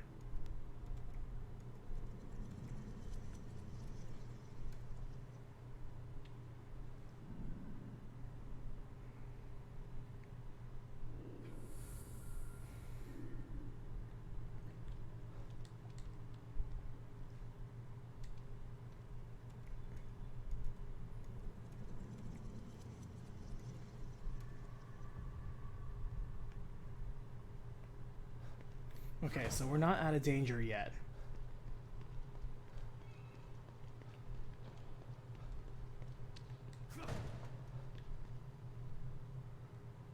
Oh, we didn't try opening the test lab.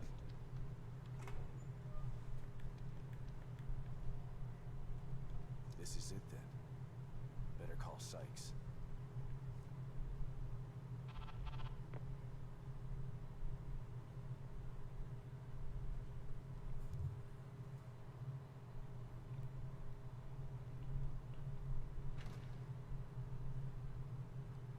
Thanks, man. Wouldn't have been able to do it without you. Are you sure this is gonna work? No, but staying in here isn't gonna do me any good. Anything is worth a try at this point. Okay, it's all set. When you bring Lily back here, there's a timer right here. Turn it a quarter rotation, and then you just press this button. It'll give you 60 seconds to climb into the pod. You both should be able to fit in it together. I don't know, Sykes. I got a bad feeling about this. Look, man, I know what I'm doing, okay? Maybe you should hold off on this. Help me find Lily, and then we can all find another way out of here. I feel for you. If Godfall's actually a good game. I'm doing the best thing I can do for you by getting You'll this buy a pod PS5 and do a 40-hour stream? Okay. I don't know if that game even can last 48 hours. Wish me luck, Sebastian. He's gonna turn into a monster. It's gonna have a tragic ending.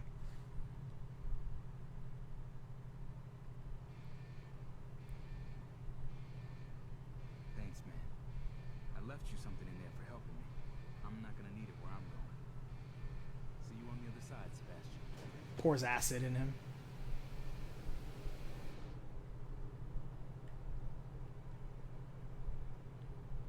I really hope he doesn't turn into a monster. Oh, he did just leave. He's gone. I wonder if it worked.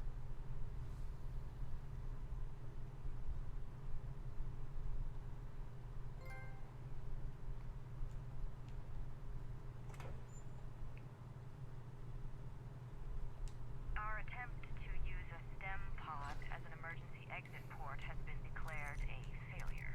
Despite a 25% success rate, the decision has been made to discontinue research. 1 in 4 test subjects made the trip back successfully. The other 3 simply... Oh, it's a shotgun that the guide says is complete garbage. Thanks. ceased to be. We believe that the other 75% have been lost in an uncharted sublevel of STEM. A dream within a dream, from which there is no known way to return. Due to the number of unknown factors, the experiment has been abandoned. 25% chance of success. I'm not gonna risk Lily's life like that. Hope Sykes is out in the real world. 1 in 4 chance. Maybe he'll get lucky.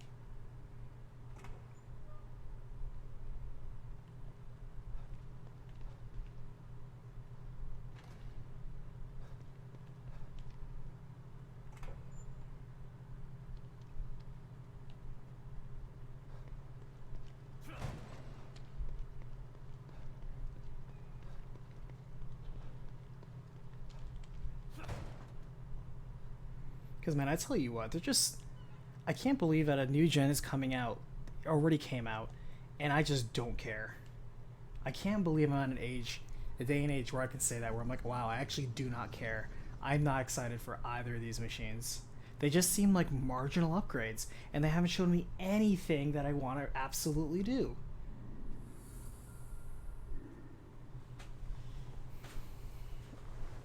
They're both like, yeah, I'm just going to wait for... It just shows you're getting old. I don't know about that. Unlike most people, I don't grow old. I grow sophisticated with each growing day.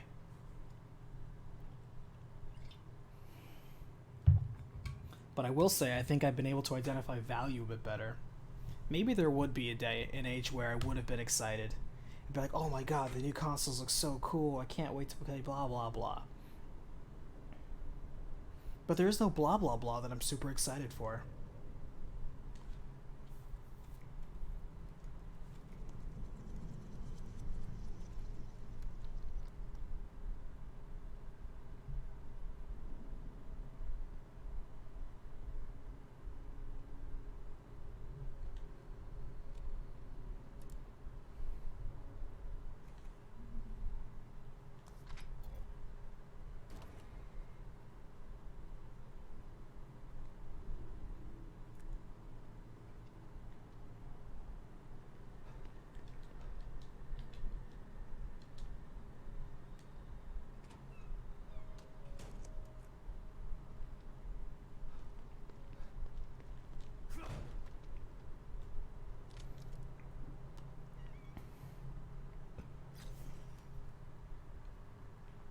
Alright, so we need to get dude over there.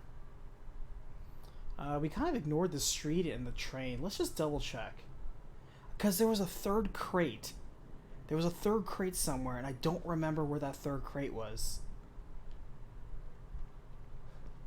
It's bothering me.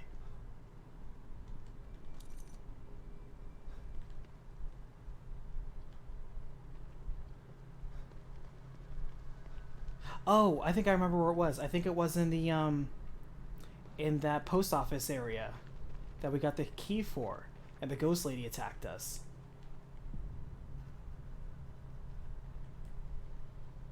So yeah.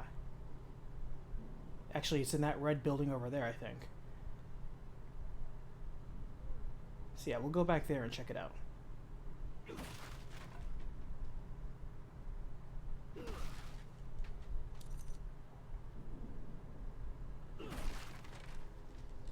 I don't know if freezing an enemy actually does extra damage against them. It's hard to tell. The times where we froze an enemy, they were tough enemies anyway. They didn't flinch. Okay, still open. Yeah, this is where it was.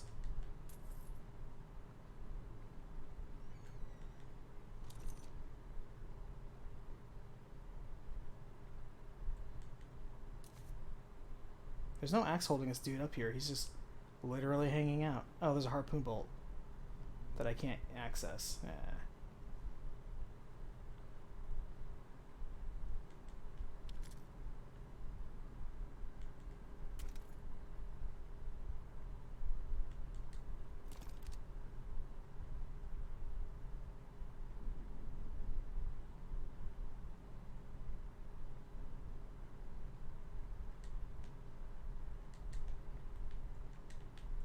Open the crate. Open the crate. Game. Game, are you betraying me? Is this orange crate betraying me? It clearly is open.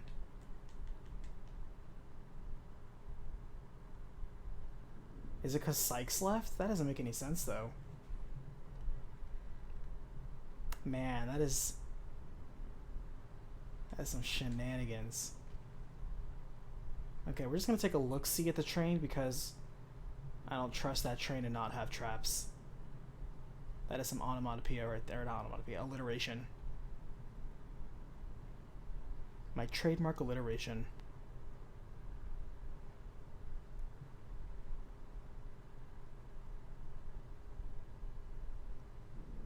Maybe it's because they're just PCs and not unique hardware specifically designed for games that makes them less interesting to me. I think I'm kind of feeling the same vibe on that.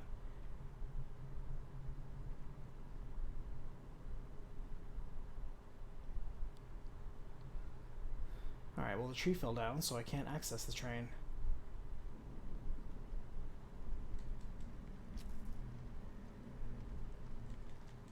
Really? Sebastian, you're not... Oh, okay. I'll say, you're not going to jump over that?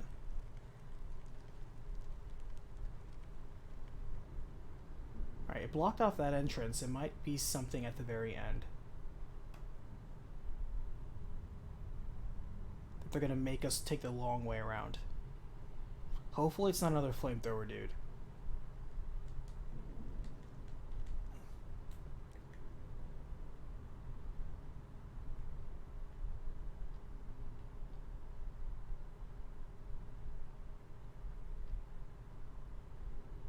Ooh.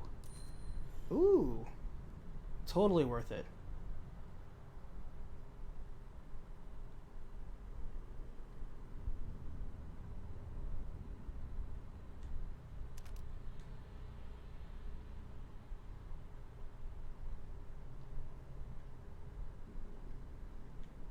Oh, so there was a way through.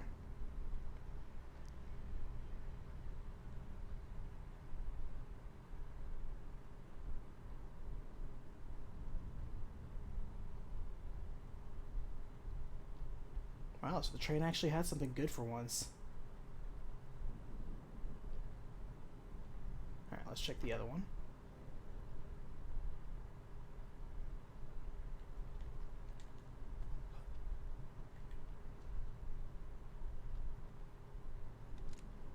Well, that's spooky right there. It's a floating ammo box.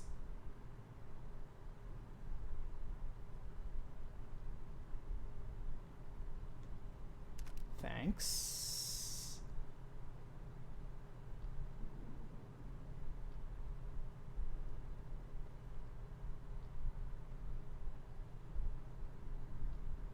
Maybe the flamethrower guy killed all the regular zombies like he did the other area.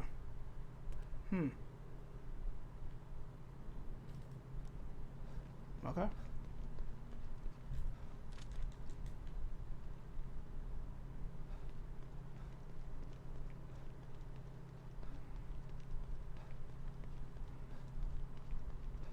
Alright, so let's get the pouch, let's save, and then let's go into the final area.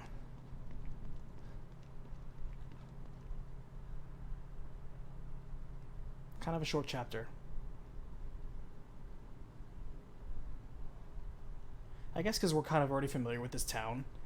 Like, there's only 3 areas you can go in. And like 4 alleys. And because they kind of threw 3 mini-bosses here, and we already cleared them out, with the exception of like a couple of random dudes, it's really not that much in here. I don't remember this building being here, though.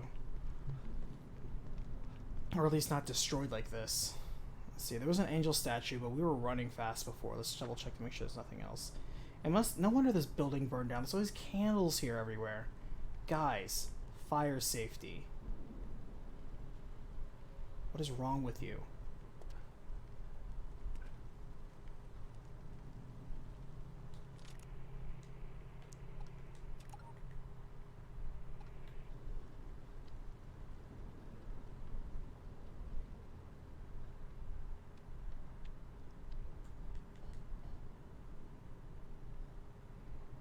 Nobody told them that only they can prevent forest fires.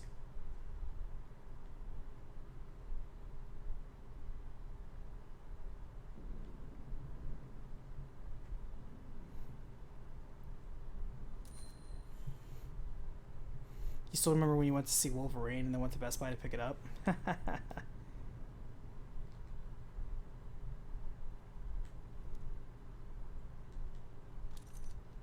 Me and my sister, my eldest sister that is, we're both very frank. She literally just texted me today. She's like, what do you want for Christmas? And then I'll just directly say, like, please get me this. And I'm like, what do you want? It's like this, this, and this. Okay, done. And that's it. It's like a business transaction. Deep down, deep down, deeper still, we love each other as family. But at the same time, we know where our limits are, and we don't impose on them. That's part of good communication. We've been arguing and communicating with each other our entire lives. And there's no malice there, it's just 2 conflicting egos. Because she's the type of person who is a know-it-all, and I'm the type of person who loves pointing out that isn't true. Because I'm that lovable, adorable little brother. And, since then, it's always been, comfortably formal, even when informal.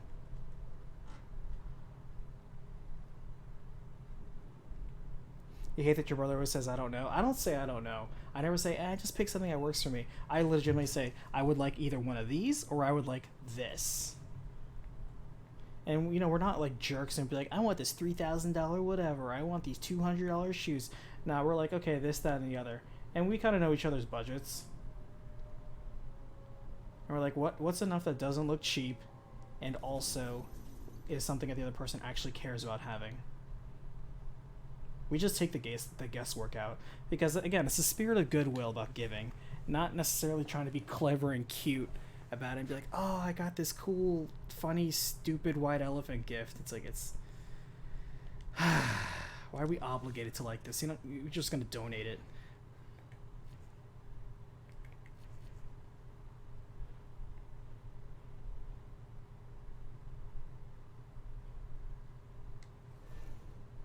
We never did do chain lightning.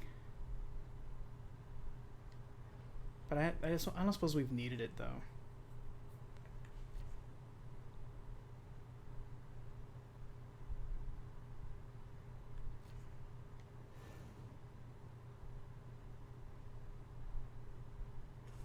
I almost don't even want to waste parts on the handgun, though.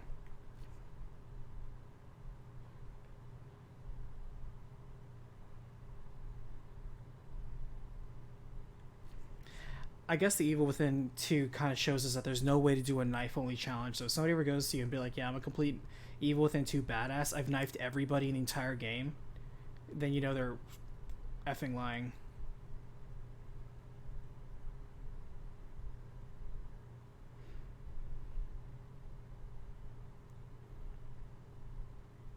He knows the guy doesn't buy his own clothes.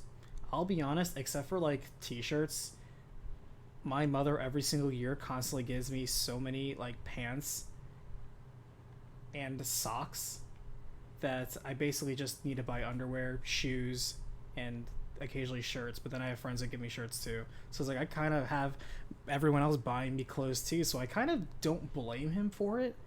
You know, I'm not taking the side of your brother there, Umbra. I'm just pointing out that if you keep giving me clothes, then I don't really have a reason to buy new clothes because you guys are so nice to do it. Granted, that perpetuates your notion of like you don't buy your own clothes, so I'm buying you my own clothes, but that feeds the exact reason why I don't get clothes to begin with because you're just going to buy it from me in the first place. It's kind of cyclical when you think about it.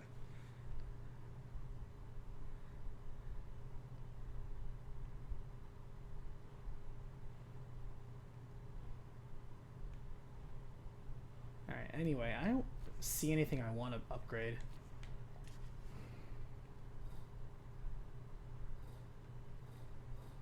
Oh, so now we can make flamethrower fuel.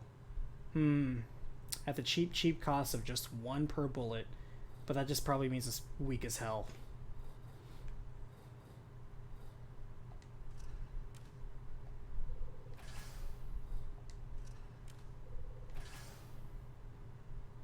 Alright, if anything out there is going to take 6 harpoon bolts, 5 explosive bolts, and 10 sniper rifles, we're playing this game very wrong. Or this game took a sudden jump.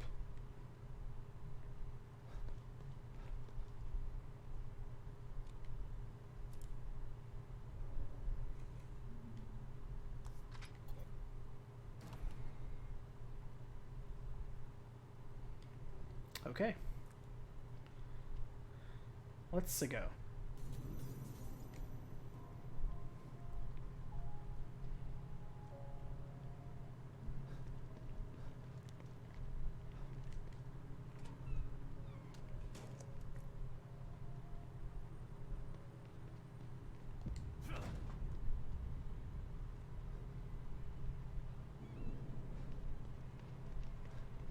My mom's also constantly getting me stuff like cooking ware and sometimes a cookbook or dishes because, you know, I like to cook and stuff like that. And I like to experiment. That's something she also did, but I was always there in the kitchen helping her, so I kind of picked up that hobby as well. And so we'll just constantly talk food. And like we'll think of like experimental foods to try out. Like, what if we made this but made it this way? Or what if we substituted it and substituted this for that? And then, you know, we'll just try stuff out. And if something comes out and it's really not that great, but at least you can eat it, we just kind of file it off as well. At least it's edible. And we just kind of go that way. My dad hates it. My dad's always like, why are you criticizing food? Just eat it. If it tastes good, just eat it. And we're like, no, you don't settle for good when you can be great. It's just because something is good now doesn't mean it can't be made better. The only way we'll know is if we experiment.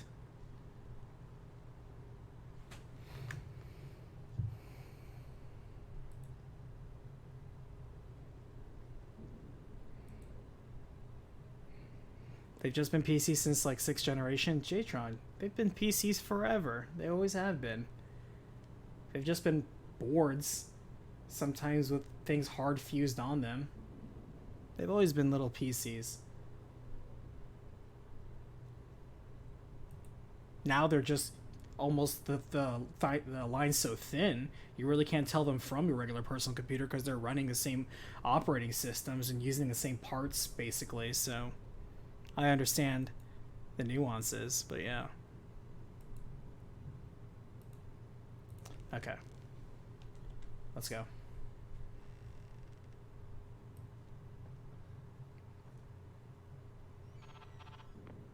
The hotel's clear, Hoffman. Are you done with your tweaks? Ready as I'll ever be. Okay, I'm sending you the coordinates.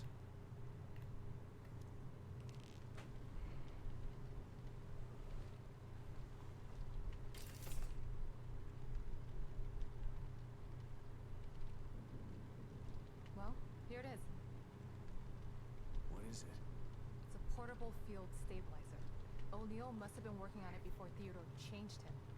It creates a small area of stabilization that should keep the fire away. How small? Its circumference is about as big as a safe house. Big enough to protect me. Good. How's it work? That's the tough part. It's a prototype, so it's a little temperamental. I have to operate it. Last thing you want is for it to go on the fritz while you're in a wall of flame. I can't let you do that. It's too dangerous. So is staying here if you can't get inside. Besides, I'm sick of hiding. The only way we're gonna get through this is if we work together. It's the only way to save Lily. And what if you need emergency psychoanalysis? Who's gonna help you? Emergency You know psychoanalysis. just what to say to convince me of. Of course I do. I'm the team psychologist. That you are. You might want to prepare for this. Let me know when you're ready to go.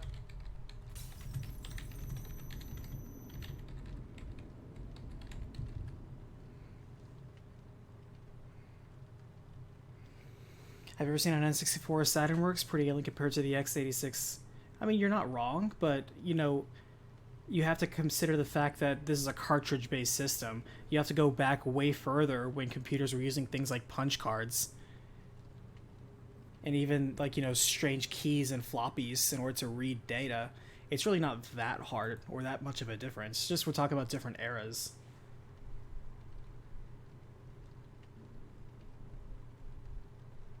Are you ready, Sebastian? Oh, wait, no, I didn't mean to do that. I meant to look around the hotel for supplies. Lead the way. Oh well. Well, if there were supplies in that hotel, we missed out.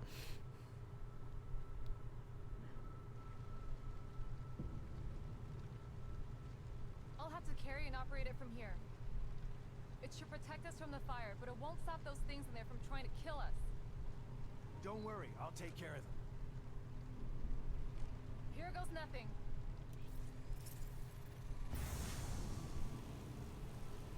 Oh boy, this is an escort mission. Oh man. It's working! Oh man. Just make sure to stay inside the dome. Come on! This immediately Can't sucks. see anything through these flames. Just keep an eye out for those things and follow me. I know the way. What if I sneak and they just attack you? Oh, she has an infinite handgun. Coming through! I got him. Hurry up, Sebastian! I don't know how long this thing will hold!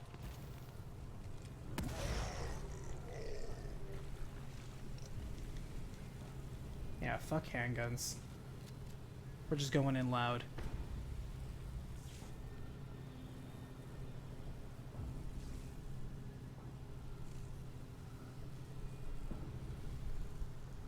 Another one.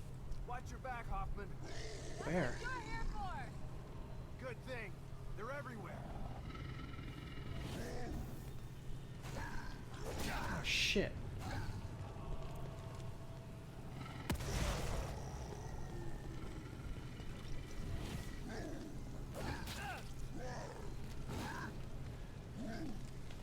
Oh shit. Fuck.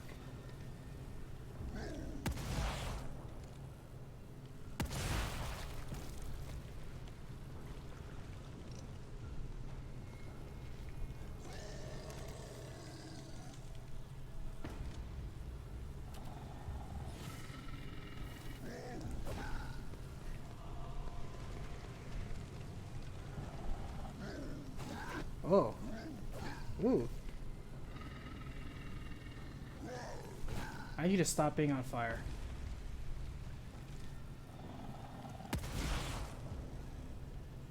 There's more ammo in my pouch! No grabby hands has proven itself very useful. Man, fuck this guy.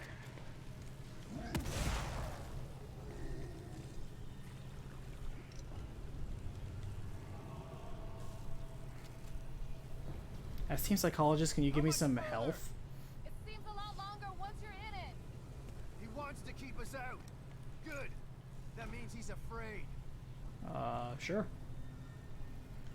We can psychoanalyze his frames and flames this way too.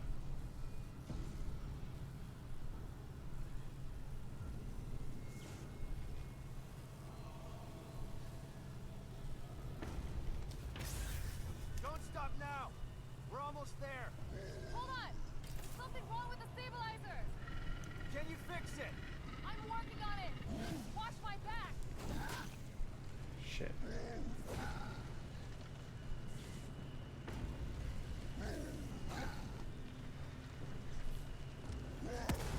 Oh, that is shenanigans.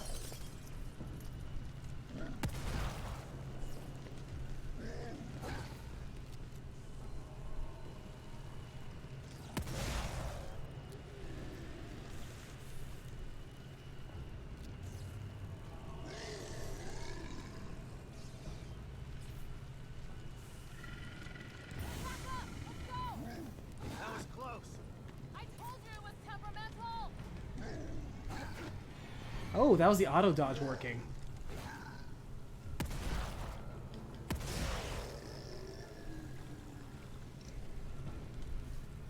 Man, that auto dodge working once out of 3 times. I'm seeing the benefit already.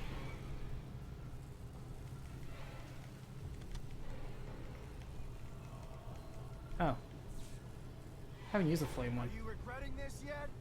This is my chance to make up for what I did to Lily. And all the others I helped put in STEM. So no, I don't regret it.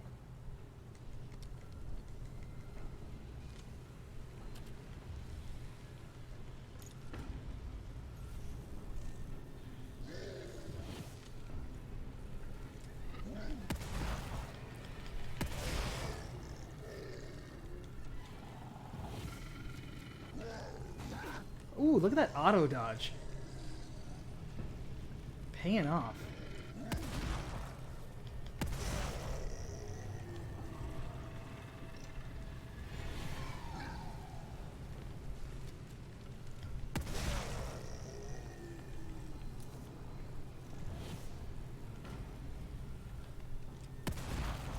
Okay, game. My skin is burning. Just gotta get through this. Shotgun shells will be appreciated.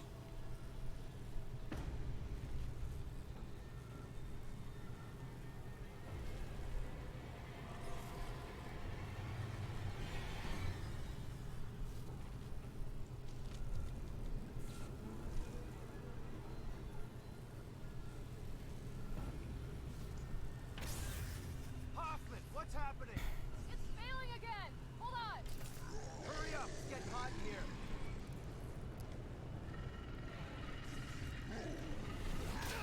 Okay, game. Okay, game. Okay, game. Okay, game.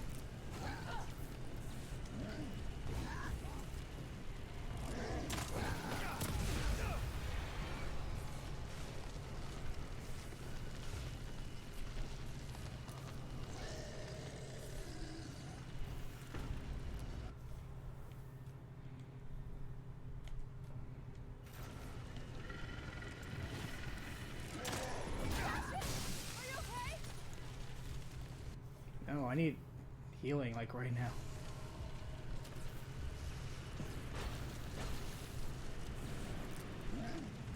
Fuck, damn it.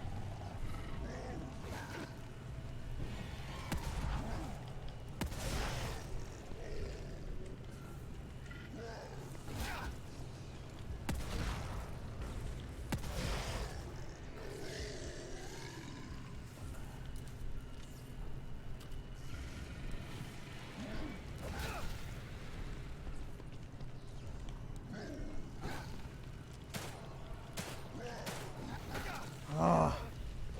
Man, I can't imagine how you do this on harder difficulties.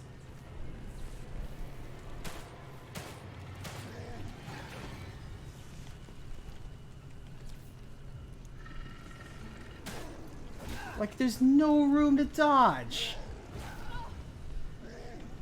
Come on.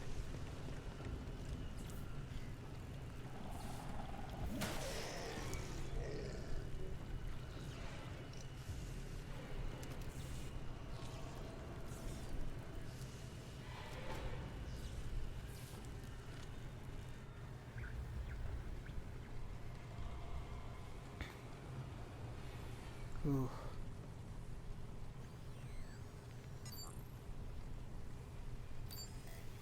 I got it. Okay, hopefully that's it. We gotta go. Now. By the way, before you guys get too far into your discussion, may I remind you, Jatron, that during the Xbox One PS2 era, they were already normalizing the software between the systems. So that's why so many games didn't have to be... They were able to multi-platform the same game so many times. They were already aiding developers since that era. At that point, it became more about console exclusives because all the multi-platforms now had the option where they didn't have to make a separate game for every single system. Porting was so much easier.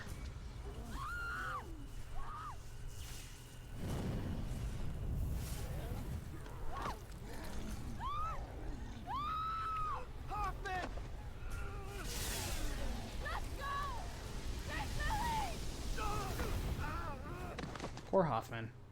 Hoffman, no!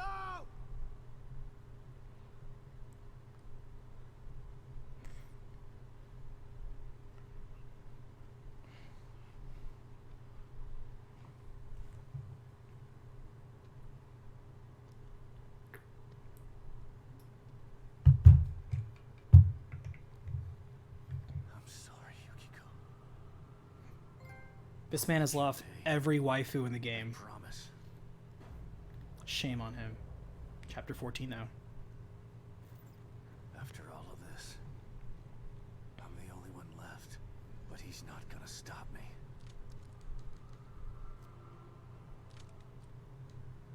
Man, we blew a lot of shotgun ammo then.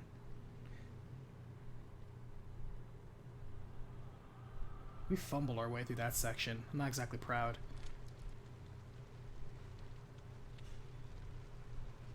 You know what? In retrospect, maybe that was the time to use the assault rifle.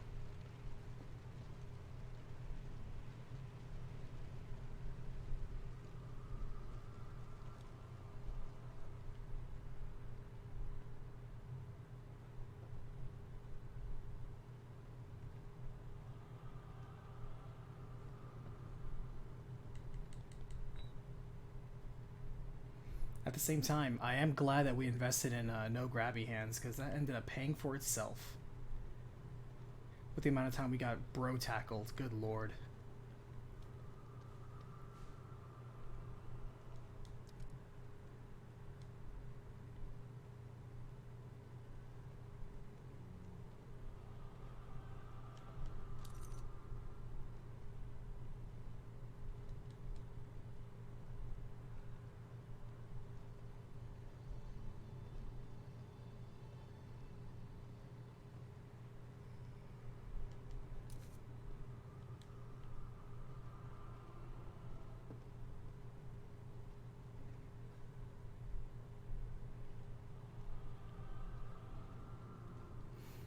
One thing, Jatron, that I would point out, because you say one reason why you don't consider Nintendo products anymore, Wii was just a GameCube with Apple controls, and the Switch is just a Wii you can take on the bus.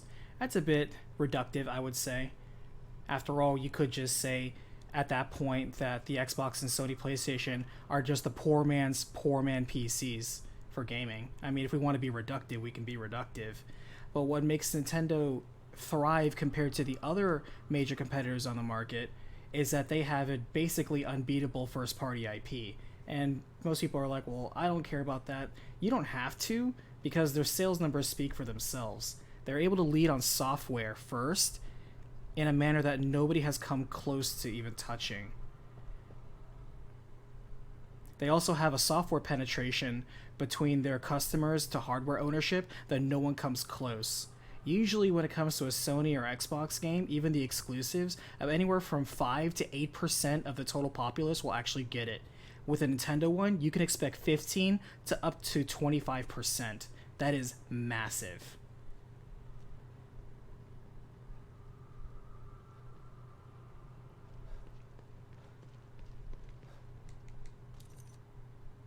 Because the numbers and the results simply speak for themselves. The software that Nintendo makes is clearly the software that people want to buy.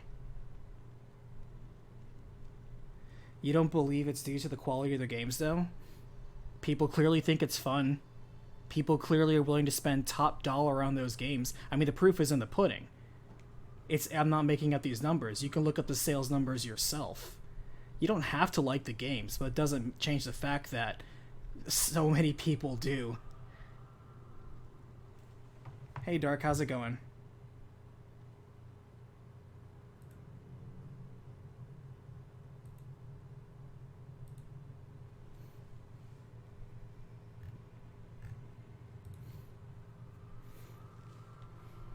Because even for all the consoles that, say, Sony sold this past generation, I think it was like 104 million, which is certainly a very impressive number, they still couldn't touch the software numbers that Nintendo made. And by virtue of that, Nintendo's profit margins were significantly higher. Because the money isn't in the consoles. The money's never in the consoles. The money is always in the software and the subscriptions. That's where the money is. Always has been and will always will be.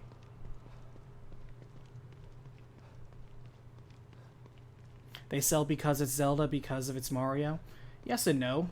There are certainly certain Marios and Zeldas that people don't want to buy. And you can't even argue that, oh, it's the same people buying it. Not really, because it's decade over decade, there's new audiences. How many people have said Breath of the Wild was their first Zelda? If that's not new audience creation, I don't even know what is. They don't have to rely on nostalgia to sell their games. It helps in some cases when they're selling stuff like the NES Classic or Mario 35th Anniversary 3D Collection. It helps there, but that's not what they bank on. It's just the cherry on top. The fact is, they have such good quality control and their games really are that much better than so many other people's that it sells themselves. Yeah, but this time it's different. You're not getting away. Like, you keep trying to argue that, well, I'm downplaying the first-party titles. Let me tell you this. First-party appeal is a major part of it. Like, you're answering your own question. People like it. It's exactly because of those first-party staples. That's like saying every Disney movie, oh, well, people just like Mickey Mouse. Well, yeah, but people like Mickey Mouse for a reason. Several reasons, in fact. And you could be like, well, cartoons are for kids. Well, okay, well, that's like saying ice cream is for children. Last time I checked, nobody ever outgrew enjoying ice cream or outgrew having a good time.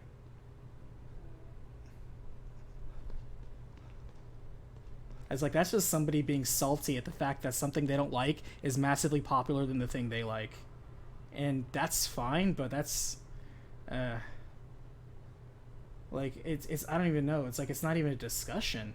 Like, look at the numbers. It's like, it clearly explains itself.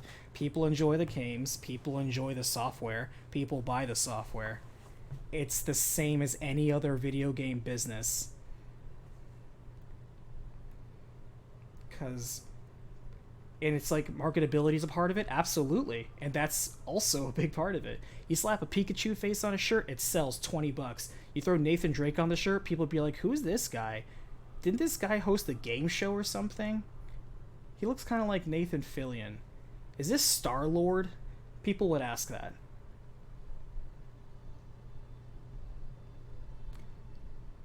I've said it before and I'll say it again. Nintendo has such a heavy stable, because you have to remember, Nintendo's origins was as a toy company. Marketability is something they know very well. They literally got a 100-year head start on either Sony or Microsoft. Literally got that much of a head start. So they know what they're doing.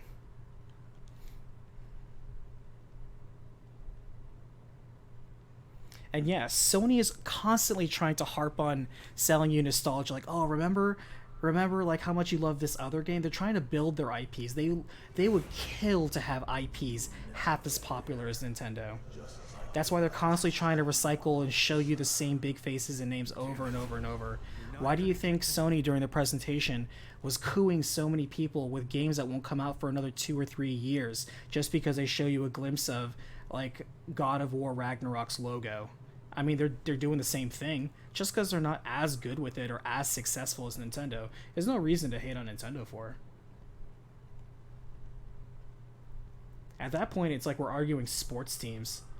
It's like, you're just mad that the sports team I support happened to go all the way and the sports team you like didn't.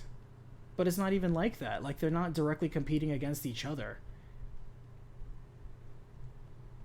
They're just providing the same product and or service, which is entertainment. They're just selling entertainment.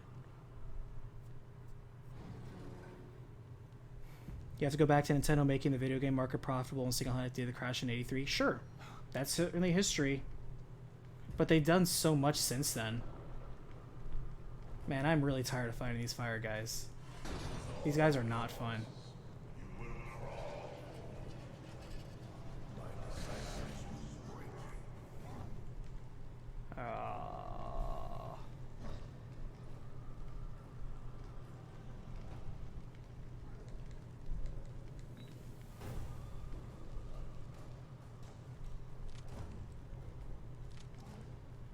Okay, so here's what we're gonna do.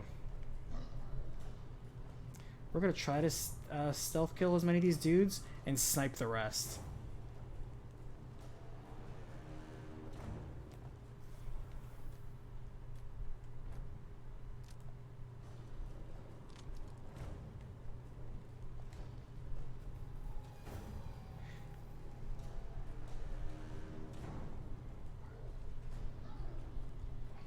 And I try to hate on Nintendo. Oh, I mean, we know. I mean, it's clear you also don't prefer them. But I'm just trying to, you know, dissect those reasons as we discuss it. Turn off. Turn off. Turn off. Thank you.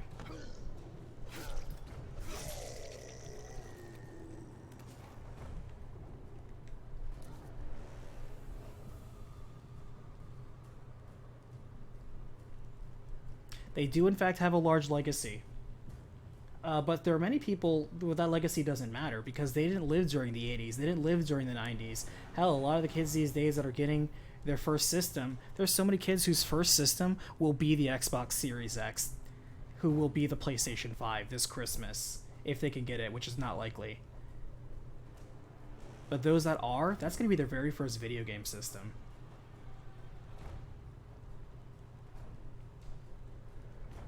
Talking about the legacy of a company 20, 30 years ago is not exactly business relevant.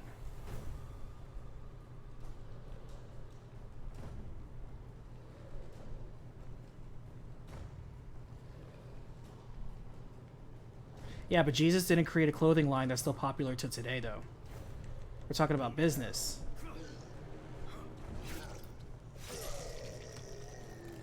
Ironically, you can still stick Jesus' face on a t-shirt and it'll sell $20 easy. If you want to talk about marketability.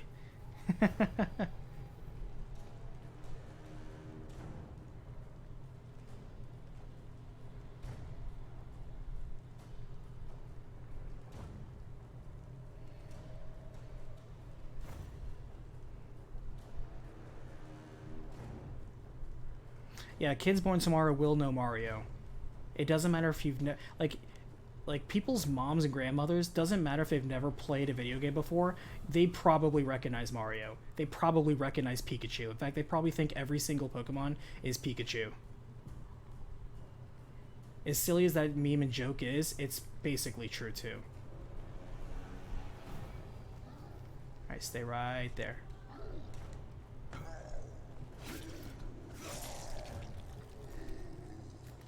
You haven't liked any of their hardware for the past 20 years? Sure. That doesn't diminish their success, which I'm sure you're, you know. It's like they don't have to appeal to the entire game market. That's the whole point. Every game has offering for somebody. You don't have to like all the things. But don't dismiss the things you don't like either.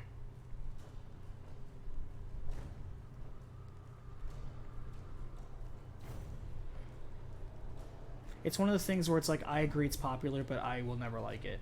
And everybody has stuff like that. I certainly have stuff where it's like, other people like this, a lot of people like this, I don't like it, and I don't like any of it. And I can enunciate and explain why. Such as my dislike for Naughty Dog in general.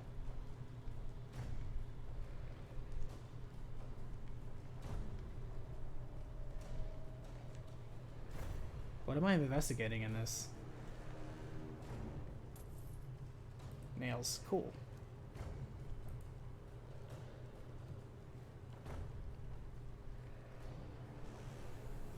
Oh shit.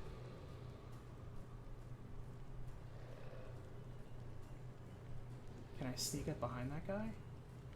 Oh, there's a room back here. I didn't even notice that.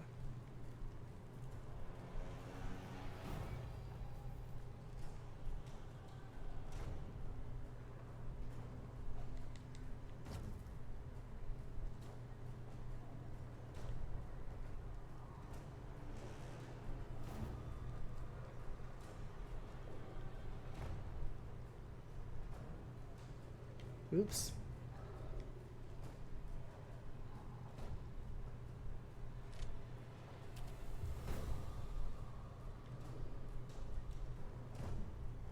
We really need some, oh, hello.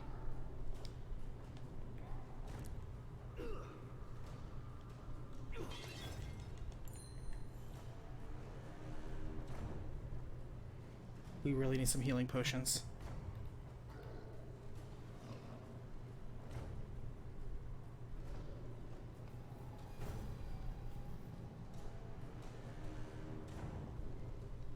There's one. Stay right there.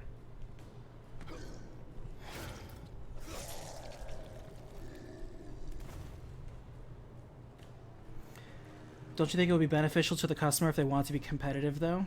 Competitive in what way? Let's talk business. Competitive in what manner? Define that.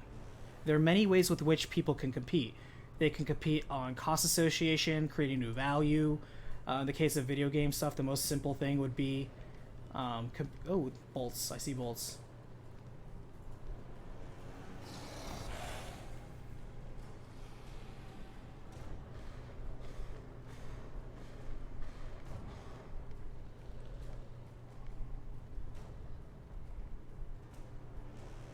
I want to get those bolts, though.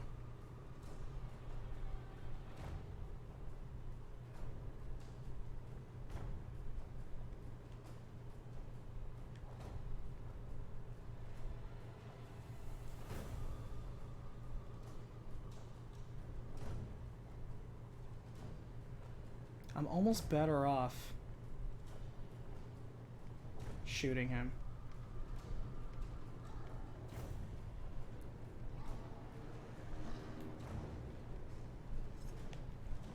Oh, I couldn't believe I pulled that off. I cannot believe I pulled that off.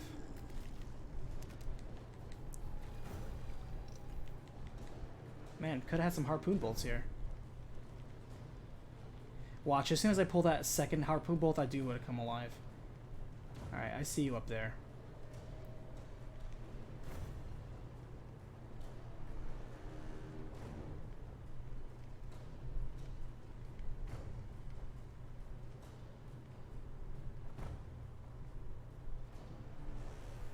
Is that what you're mostly referring to when they said they do their own thing?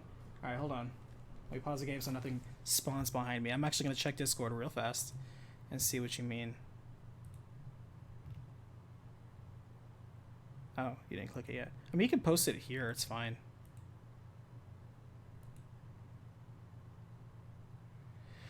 But yeah, that's when I was talking about red ocean versus blue ocean strategy. It's the simple business concept that I like to explain like this. Think of oceans, you know? There are two types of oceans in the world of business and intellectual properties. You have red ocean and blue ocean's tactics. All businesses basically boil down to this in terms of how they approach it. Some people divert a little bit of some into one, but it's majorly one or the other. That's how it is. So think of like blue ocean, nice blue, pristine, untouched waters. So in that sort of environment, you are basically going into uncharted waters that have not been farmed out, exploited, and saturated by so many competitors. You're basically creating new value, you're creating new clientele, new customers, going into new ventures of business, creating new fields. So you're literally creating your new business margins, and because there's nobody else doing what you're doing, you basically kind of own that little bit of ocean. That's blue ocean strategy. You're creating new value and then selling that value, that new value. That sometimes it even involves creating value that people didn't even know they wanted. That's the big thing, where people be like, wow, you made a new thing I didn't even know I wanted. That's the most popular one. Red ocean strategy is, think of a blood red ocean. There's chum in the water, the sharks are biting. That's what red ocean is. There's blood in the water, there's already people swimming around, it is thick with competition. You are in a highly competitive market against other people that are doing the same thing. That's a red ocean strategy. For the longest time, Nintendo versus Sega was red ocean. Xbox 360 versus PlayStation 3, that was red ocean. Even Wii, for an extent, I guess you could argue, was sort of red ocean.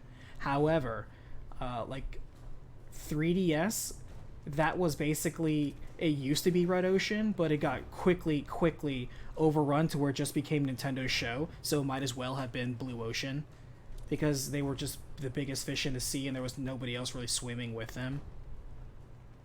Sony tried, failed. Apple tried, failed. The mobile market did thrive in a different way, so there's that. But it's really not saturated by any means.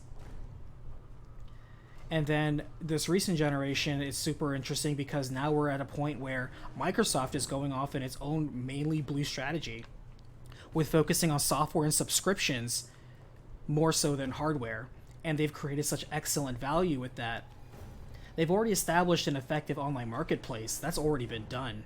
However, they kept reinforcing it, kept laying out the tracks. This didn't come overnight. This came over after years and years of preparation. And in a way, they're carving out a niche that neither Nintendo nor Sony can compete with them on by a long shot. Of course, it's being spearheaded by the Xbox Game Pass. But Switch, for example, has carved out a new niche that of portable marketing where it doesn't matter. People have proven that they will play excellent games. It does at the cost of fidelity for the benefit of convenience. You don't ever underestimate convenience for a consumer. Convenience, it doesn't matter if you have a significantly better, stronger, faster, tougher product. If it's less convenient, people will almost always take the path of least resistance.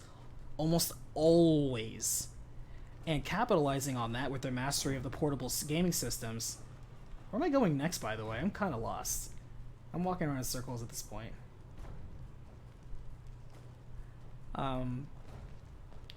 Nintendo Switch is it's just been killing it. Literally since the day it came out. It broke the new Guinness World Record sales for highest selling console in its first year.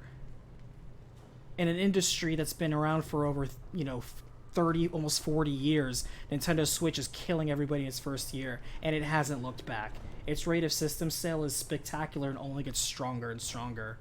And so they did it, Good on them. It's a new golden age.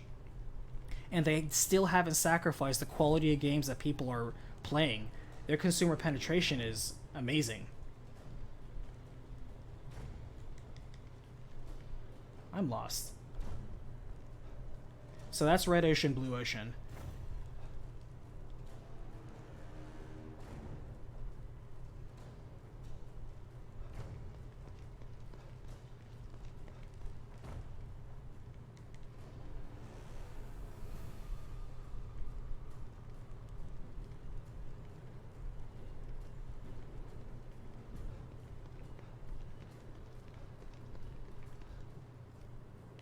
Oh, was I literally looking for this in Switch the entire time?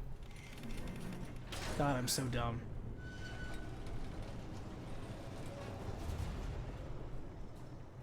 Of course there's more dudes. Why wouldn't there be more dudes? Sebastian's face was at the camera. He's like, there's dirt in my eye. Alright, let's see what these dudes want.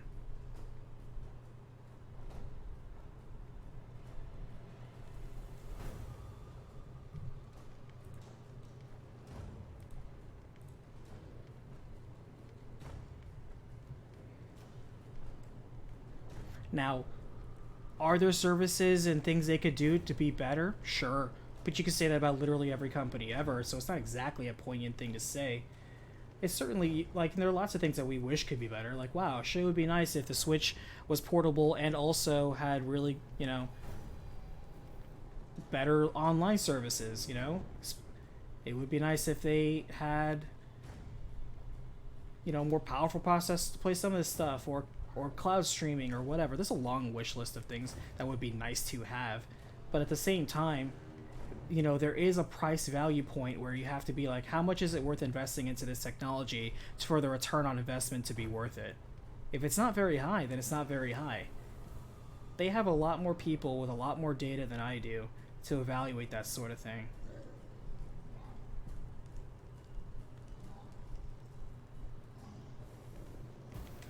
Ah, shit, I almost had that.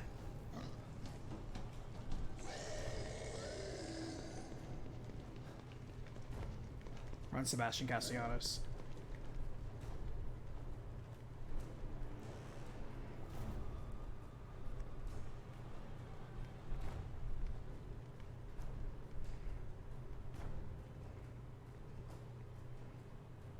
And yeah, if your main beef with them is the fact that they're anti-emulation, well then I hate to say it, but you kind of don't have a ground to stand on.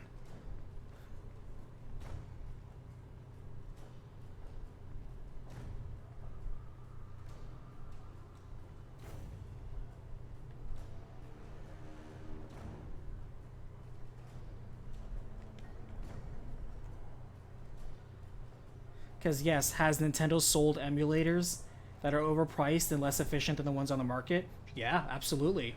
And you know what? It's completely their prerogative to do so. Because as long as they own that software license IP, they don't have to give that up to anybody else.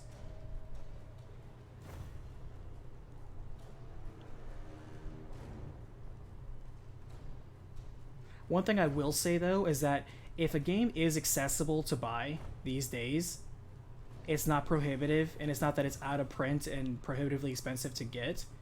I have to say that I am not for piracy. Just firm statement right there.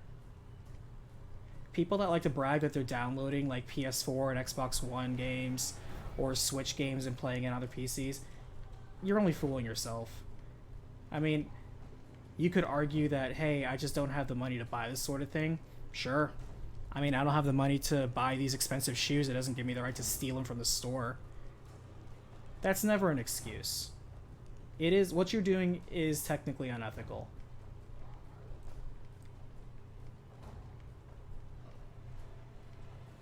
Now, if it's emulation of a property that doesn't exist anymore, or the company went out of business, or it's no longer effectively in print, I'm a bit more flexible on things like that. Shit. I hate these guys. They're just so annoying. They always light up right when I'm about to get them.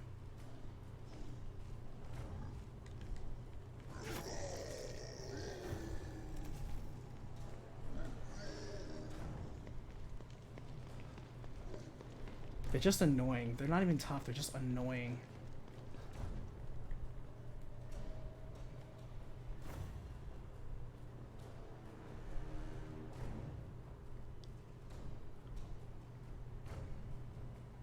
Yeah, I'm glad we're in agreement. Because I have no problem with competitive software sales. Nothing wrong with that. However, one of the things I am a proponent of is actually owning the games that I get. That's why I'm always divided between the games I want to own, which may or may not come down in price, but that's just how it is, versus getting something digital that may be less expensive, but I don't technically own it. So I have to pick and choose which titles I play. That's why I still love Game Pass, because it gives me a lot more options to flex. You know, these are games that I can play.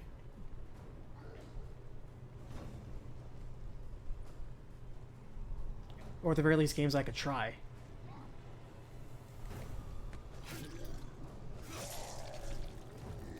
Oh, one thing I should also mention too, is that whenever I play stealth games, I like to murder everyone in the room.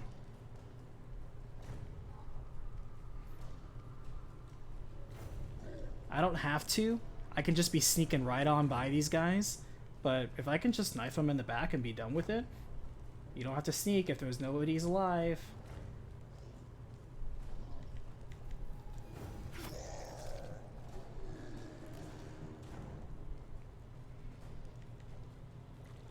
Because emulation in no way, shape, or form is a problem. I have no problem with emulation. Especially if you already own the actual item. If you own the item physically and just want to emulate it digitally, so that way you don't harm your physical item because they, you know, whatever reason something can happen to it, I'm okay with that. I'm okay with that. But, it's a very gray area. It's a very large, very gray area. Alright, I think we're good. How are we doing on time? We're doing pretty good. I talked a lot. I want to drink some water.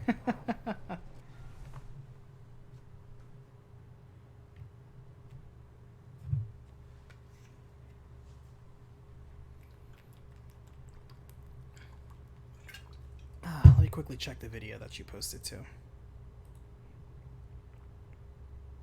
Oh yeah, I think you posted that before. Or somebody posted that before. Where they showed like the work people have done on those same ROMs. Yeah, I agree. I completely agree. Just like all the people that posted, how come none of the Mario games got a complete makeover in the style of, like, say, Spyro or Crash or anything like that, truly impressive stuff. That is all true. Now, what is also true, and Nintendo knows it, is that it still sold 5 million copies of that game with barely any work. And the fact that they can get away with that and do it may not be appreciated, and may not be the nicest thing to do, but they still could do it. They knew it, and they completely got away with it. And you know who has... People want to say, this is me getting slightly, not political, but political philosophical, because it's a socioeconomic term. A lot of people want to be like, that's capitalism for you. They're all so greedy, and it doesn't, they're controlling supply and demand. No, they're not. Are they prohibiting it for a set amount of time? Yes. Are they selling it for a limited amount of time? Yes. However, that never changed the relationship that it's on the actual consumer to choose whether to buy it or not. At the end of the day, the accountability and demand in that entire transaction, all the power is on the consumer. And when people use that lame excuse, it's because they are not admitting to themselves that they are personally responsible for their own financial decisions. They want to blame somebody. It's like, he really tempted me. He really made a limited time offer. Like, he took advantage of my weakness to FOMO and stuff like that. I'm like, you're just making excuses for why you're weak-willed and couldn't vote with your wallet. If you really stuck with your guns and really didn't support this, then you wouldn't believe it. Capitalism and free market actually does not necessarily reward the greedy, because the greed, most people assume, is on the side of the people selling it. However, the greed is actually on the side of the consumer, because if the consumer doesn't buy something, then that's it. It's done. They can't force you to. They can't take your actual money. They will do everything they can to market this as the best thing to get you to part with your money, but that's their job. You still are the decision maker to give somebody your money. As long as that relationship is still in place, there's nothing wrong with the transaction. There's nothing unethical about it.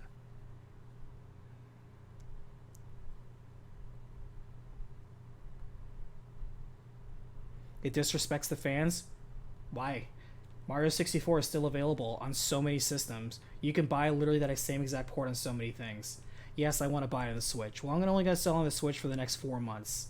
Well, that's not cool. Well, that's also not your place to say. I don't know.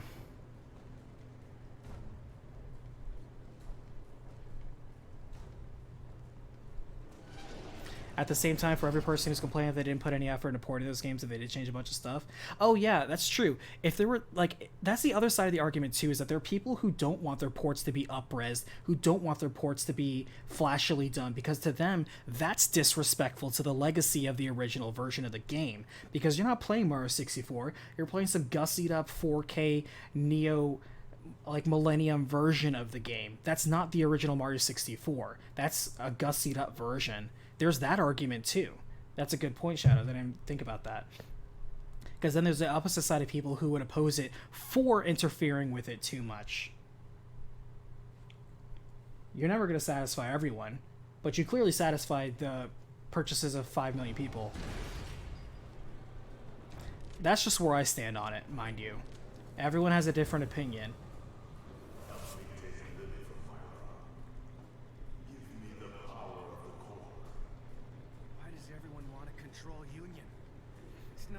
You're not playing Dark Souls, you're playing Dark Souls Remastered. Honestly, when they showed the demo for Dark Souls Remastered and that dude was one-shotting everybody except the boss, I'm like, he's not playing Dark Souls unless, like, there's an all-new super easy mode. There's some shenanigans going on in that demo. If you think I'm gonna help an asshole like you take over assholes like them, you're even crazier than you look.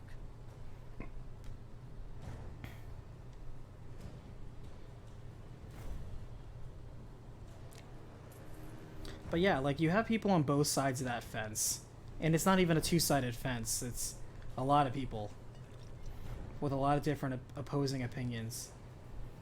Are you gonna come alive? if I pull this out of you? You probably are.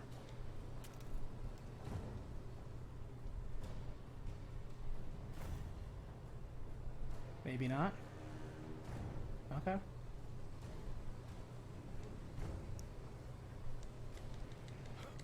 Because, yeah, I never like when people give that excuse, like, it's just capitalism. It's what's ruining economy and serving the greedy. It's like, no.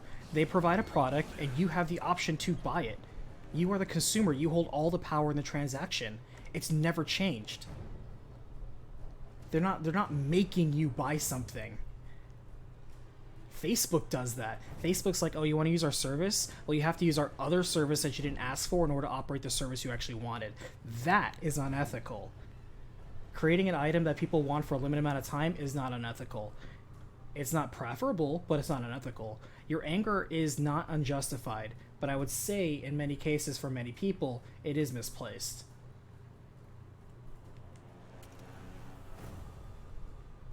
There's a thing up there. There's a room over here.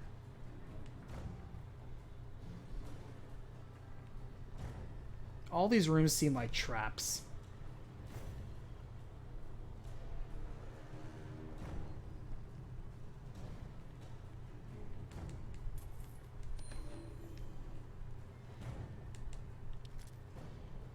One thing I always encourage people, though, is that it's okay to be upset. If you don't like the way a transaction works, that's okay. But you just have to be strong-willed enough to learn when to walk away. Walk away from a deal. It's like what maybe this is just me being thick. Oh, it's a save point. Thank God.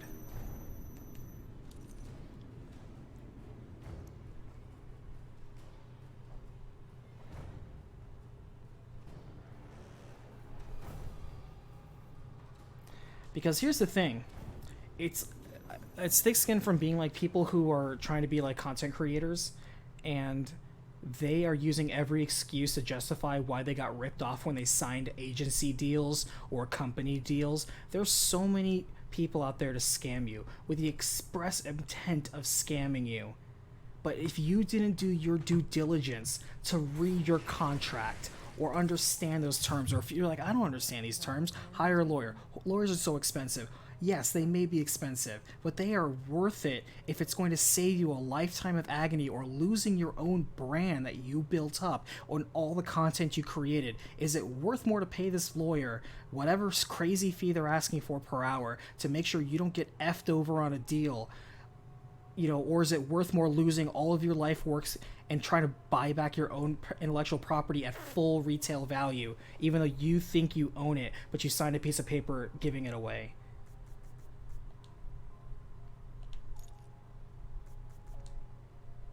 Like, the accountability's on you. Or like when you're buying a house, you know, there's that period called due diligence. You need to do your own due diligence. Get your own inspector. You know, get your own contractor. Maybe get a second opinion.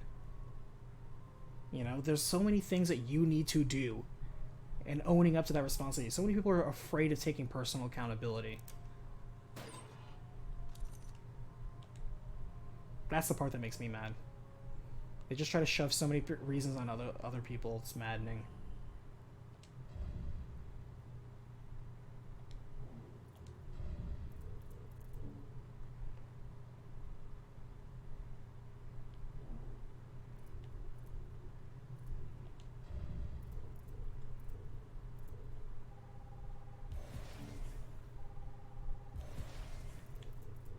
Hey, now we've maxed out literally everything except the crappy combat tree.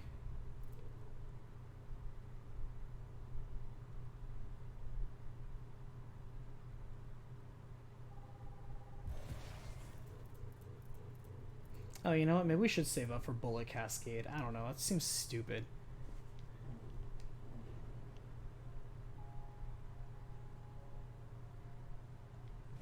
And people need to have the willpower. Like, I tell people over and over, to this day, I've never played Left 4 Dead 2. I know it's a good game. I know it does everything the first game does, and better. I will still never play it. Why? Because at one point, early on, they promised to everyone, said it to the world, we're going to, everything they said they were going to add in Left 4 Dead 2 was going to go with Left 4 Dead 1.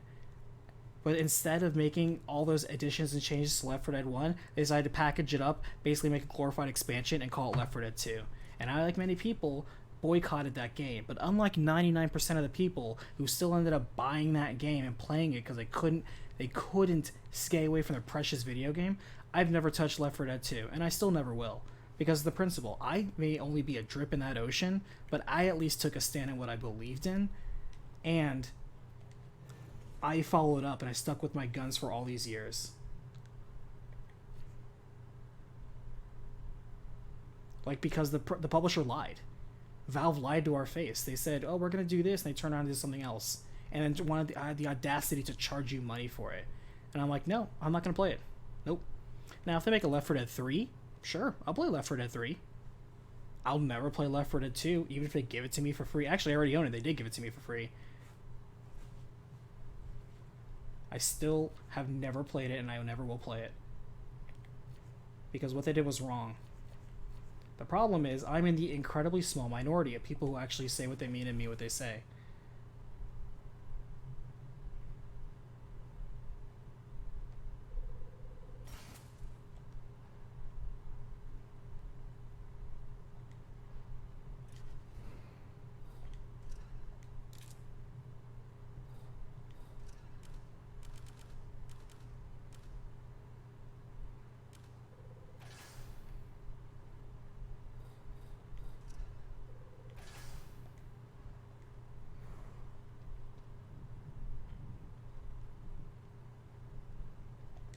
And do I miss it? Hell no. I don't even think about it until I'm pulling out that story. I never even think about that game.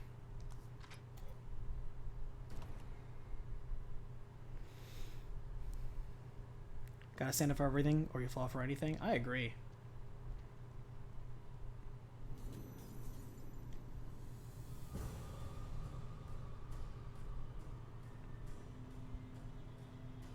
Half-Life 3 will just be a video game.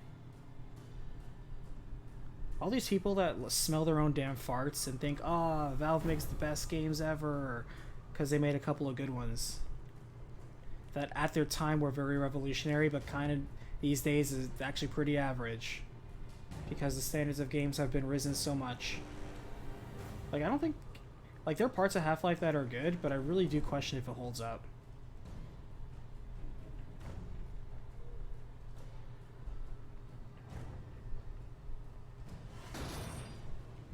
What was that? That's me being locked in. Good thing we saved.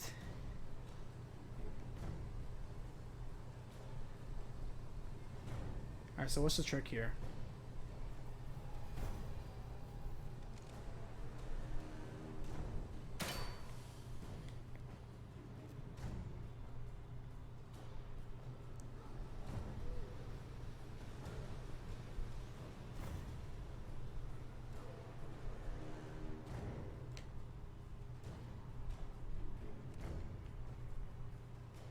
Is that a fire guy? That's a mask man, but is that a flame bro over there? I wonder.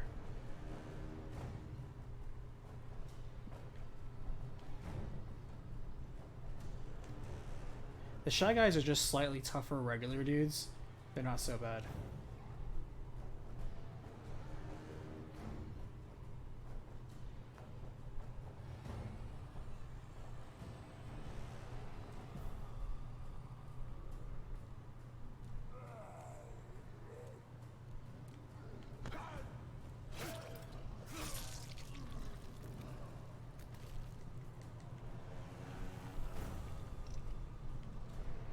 Where are you?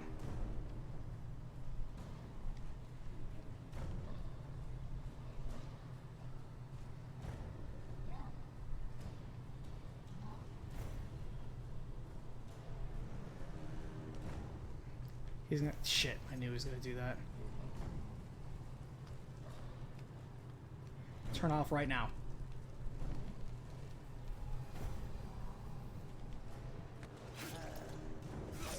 Getting too good at timing these things.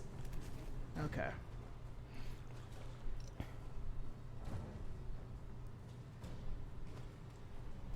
What is that heavy thing I hear?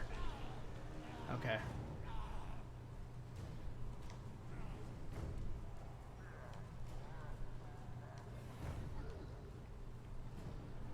Shit, why they gotta travel in packs? I guarantee those dudes spawned just because I came in here and killed these two dudes. The timing was too close. Where's that other guy? Oh, he's patrolling over there. Okay.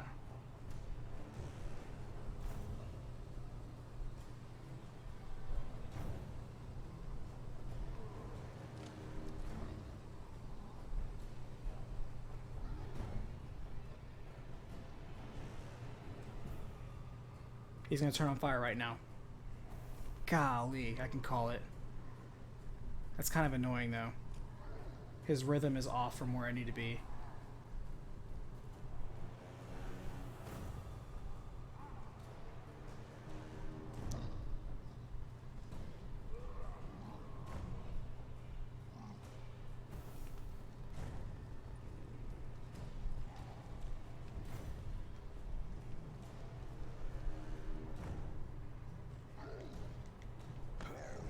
Okay.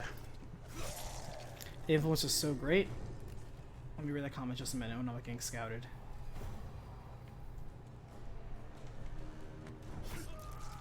See you, shy guy. If influence was so great because of part of DNA of the entire industry like Doom or Resident Evil 4. Yeah, exactly.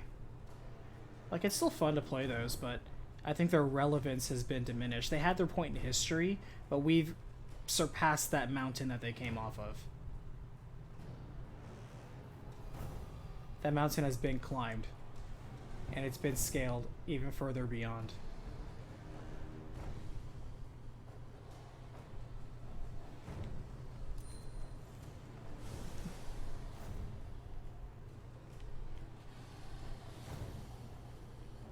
But however, as a person who likes to preserve history, we should always remember, of course, our history and our past. I feel it's relevant.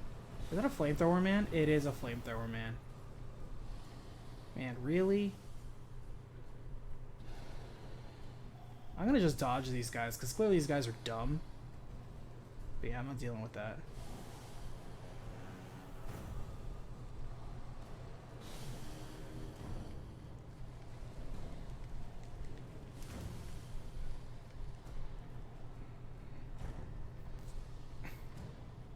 The thing is, I don't know where I'm going.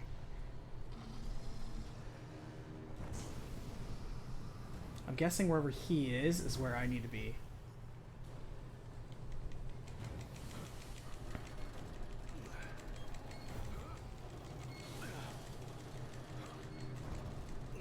Next save point we get to, though, I'll call it for the night. I guess chapter whatever just ended up being... What did that open?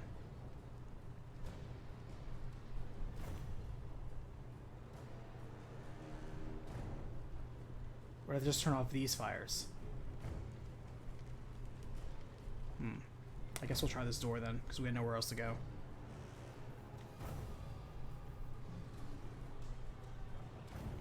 Yeah, okay, so we're past the firewall here. Really? Effing like 5 of these guys?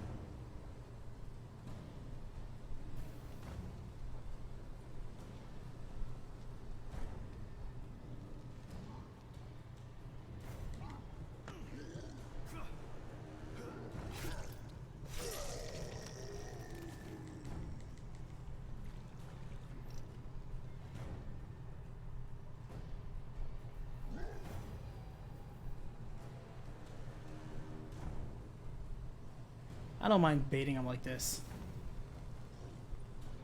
Saves me a trip. Oops.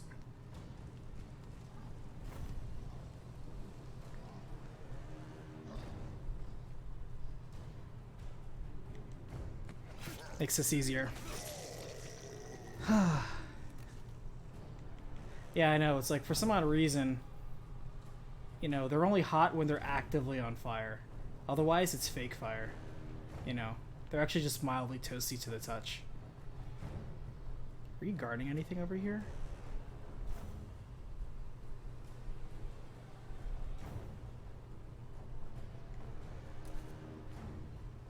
Yeah, you stay there.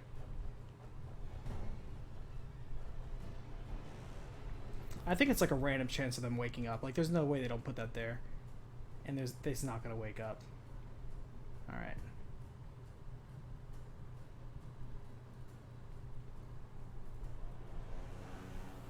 Oh wait, hold on. There was a lever back there, wasn't there? Yeah.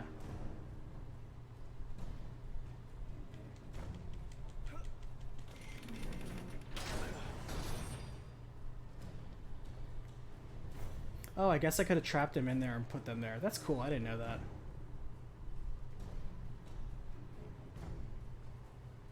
There are non-violent solutions.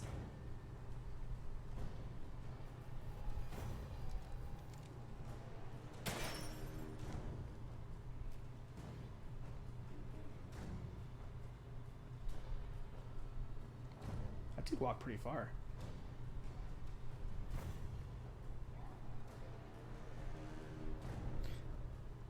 Yeah, Umber, I like the video game logic too.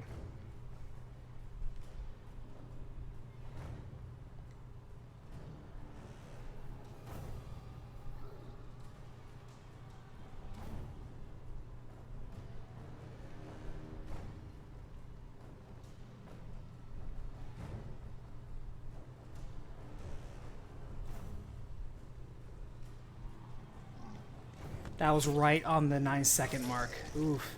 These guys basically are 9 seconds is how long between those things lapse. So the moment their fire goes out, I'm counting in my mind 1 Mississippi, 2 Mississippi, 3 Mississippi. That was right on the line. I was gauging it. Oof. But we got it. I think we're making progress. We're going forward. I don't know if we're actually making that much progress now.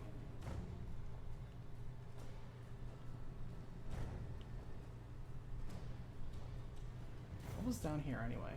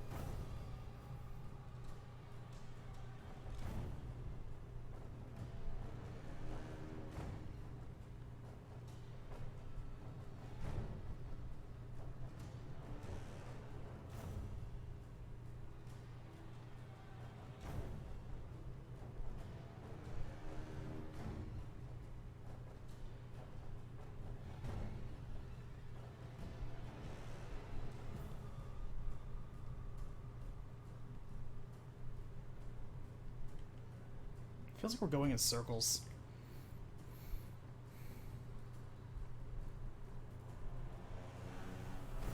Alright, so we have a lever over there. We have a bolt over there. I think it's a shock bolt. We have water over there. We just got an autosave, so something's going to happen. We got a freezing thing over there.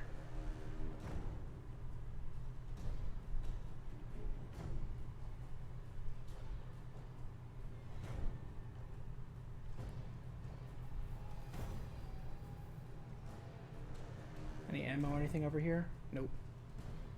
Okay.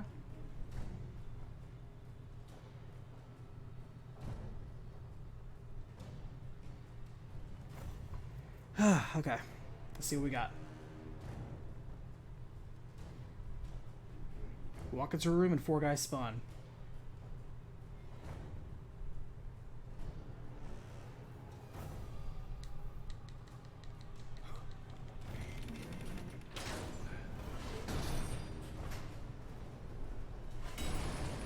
What is that?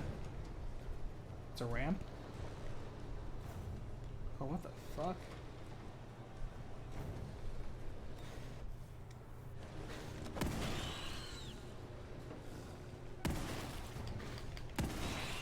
Motherfucker, they can come from both directions.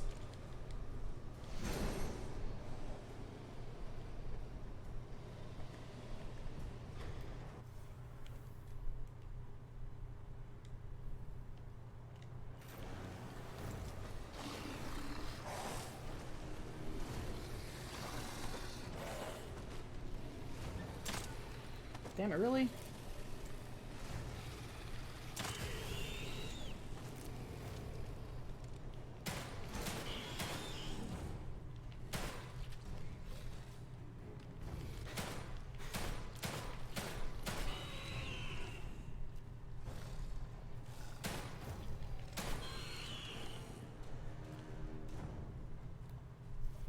Jesus.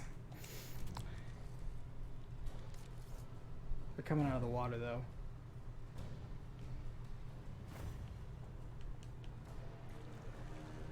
Wait, did I kill 2 of them? No way. Or did I kill 3 of them? I obviously killed 2 of them.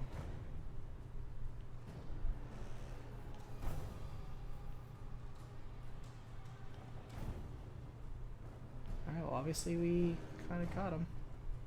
I think. Oh, hey.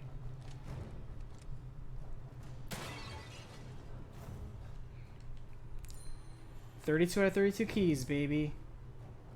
Look at us. Damn it.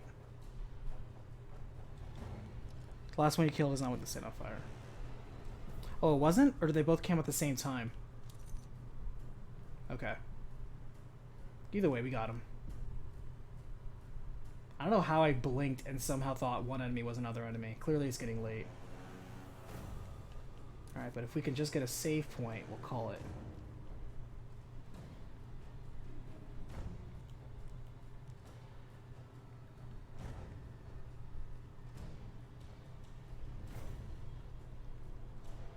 We got all the keys because we're good. Hey Griffin, welcome back. Oof. I offer you one more chance to join the right side of history. Otherwise, you'll be stuck in your own tortured mind. I'm not making any deals with you, friend.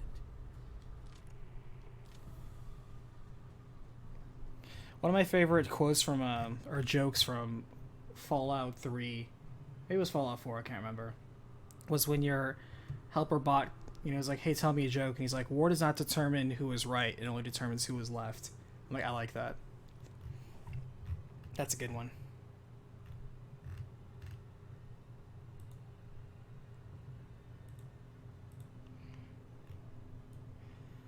Oh, okay.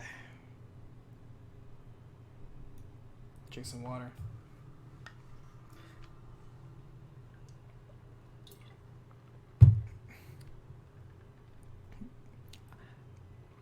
People on Twitch right now, what are people streaming right now on the PS, or not PS5? Well, maybe they're streaming on the PS5, because some people got there. But, it's a Bertrand Russell quote, cool. It's a funny pun and joke at the same time. But,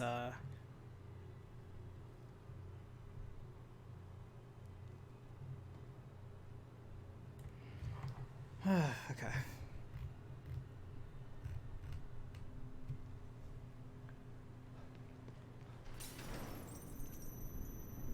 Save point right before an elevator, you know there's going to be a boss fight. It's probably end of level. But we're going to pause right here. Cash in this last key. –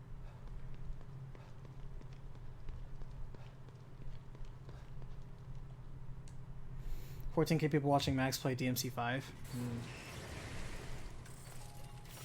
They would have watched him play DMC5 regardless of it being on the Xbox Series X. I assume he's playing Virgil mode.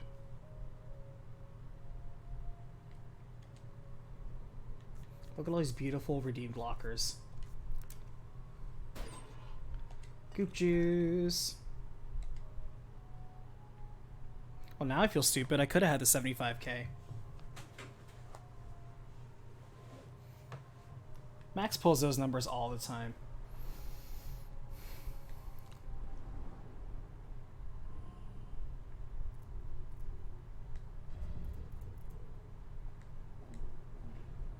Alright, we'll save on our goop juice. You're emanating power and confidence. I'm close to the end.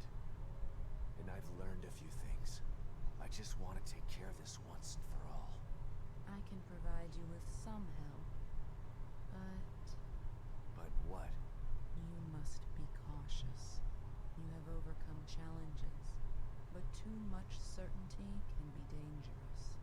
He will prey on you. Using I didn't realize I should have been talking to her more between chapters. Then I'd better get ready. I know my office is relaxing, but it's no place to loiter.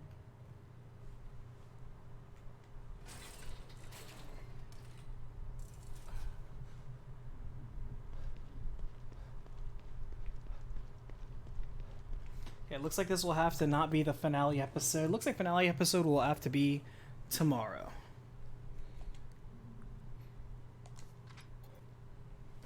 However, it's probably going to be the finale next time, let's be real. This is obviously going to be the end of chapter 14, and then we just have a couple more chapters.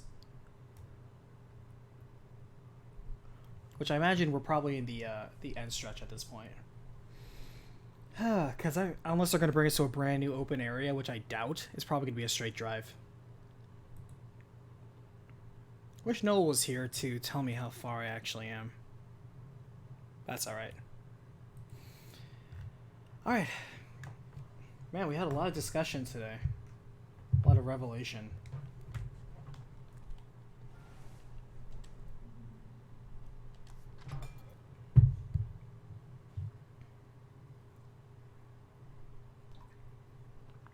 All in all, the end of Ice, the conclusion, is just do what you want. You know? Nobody's really seriously judging you. You're not a cooler person just for the things you buy. And if the people around you say that's the case, that means they're fair weather sycophants. So, don't worry about that.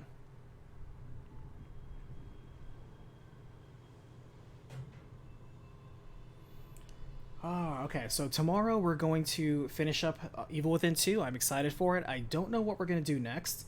I need to review the backlog. Or rather, I need to see... Hopefully Jeff Keighley throws up his nominations for Game of the Year. So that way I can see what's been nominated for Game of the Year. And see what games I need to play, so that way I can be incredibly judgmental for when that happens next month. Because that's my favorite. He was going to have it tonight, but rightfully so, he delayed it till next month. Not that that saves Cyberpunk, but whatever. So we'll see. We'll see what we're in the mood for after this week. I wanted to originally get Yakuza 7 and play that, but then I realized, is it worth it just to play it early and try to get some sort of content out of it, or should I just wait a couple of weeks for Black Friday and buy it cheaper? And I'm like, people don't come to me for my reviews and personal opinions on things. I do it if I feel like. So if I get Yakuza 7 later and I save some money out of it, there we go. It's not like they sent me a free copy. I'm not super cool like that. I'm not Max, who probably got his Xbox for free. But, you know, it's all good. It's just how the world is. Alright, thank you so much, everyone, for watching. Appreciate everybody for coming in. Jatron, appreciate the discussion we had. Shadows, thank you so much for helping. Umbra, you too. Dark jumping in. Pizza for starting off those very personal questions in the earlier parts. And, of course, Griffin checking in, as always. And everyone else that jumped in that I didn't directly mention, but are no less important. Thank you, and all the lurkers. And the bots that sometimes come in.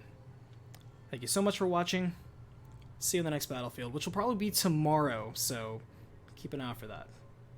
Bye.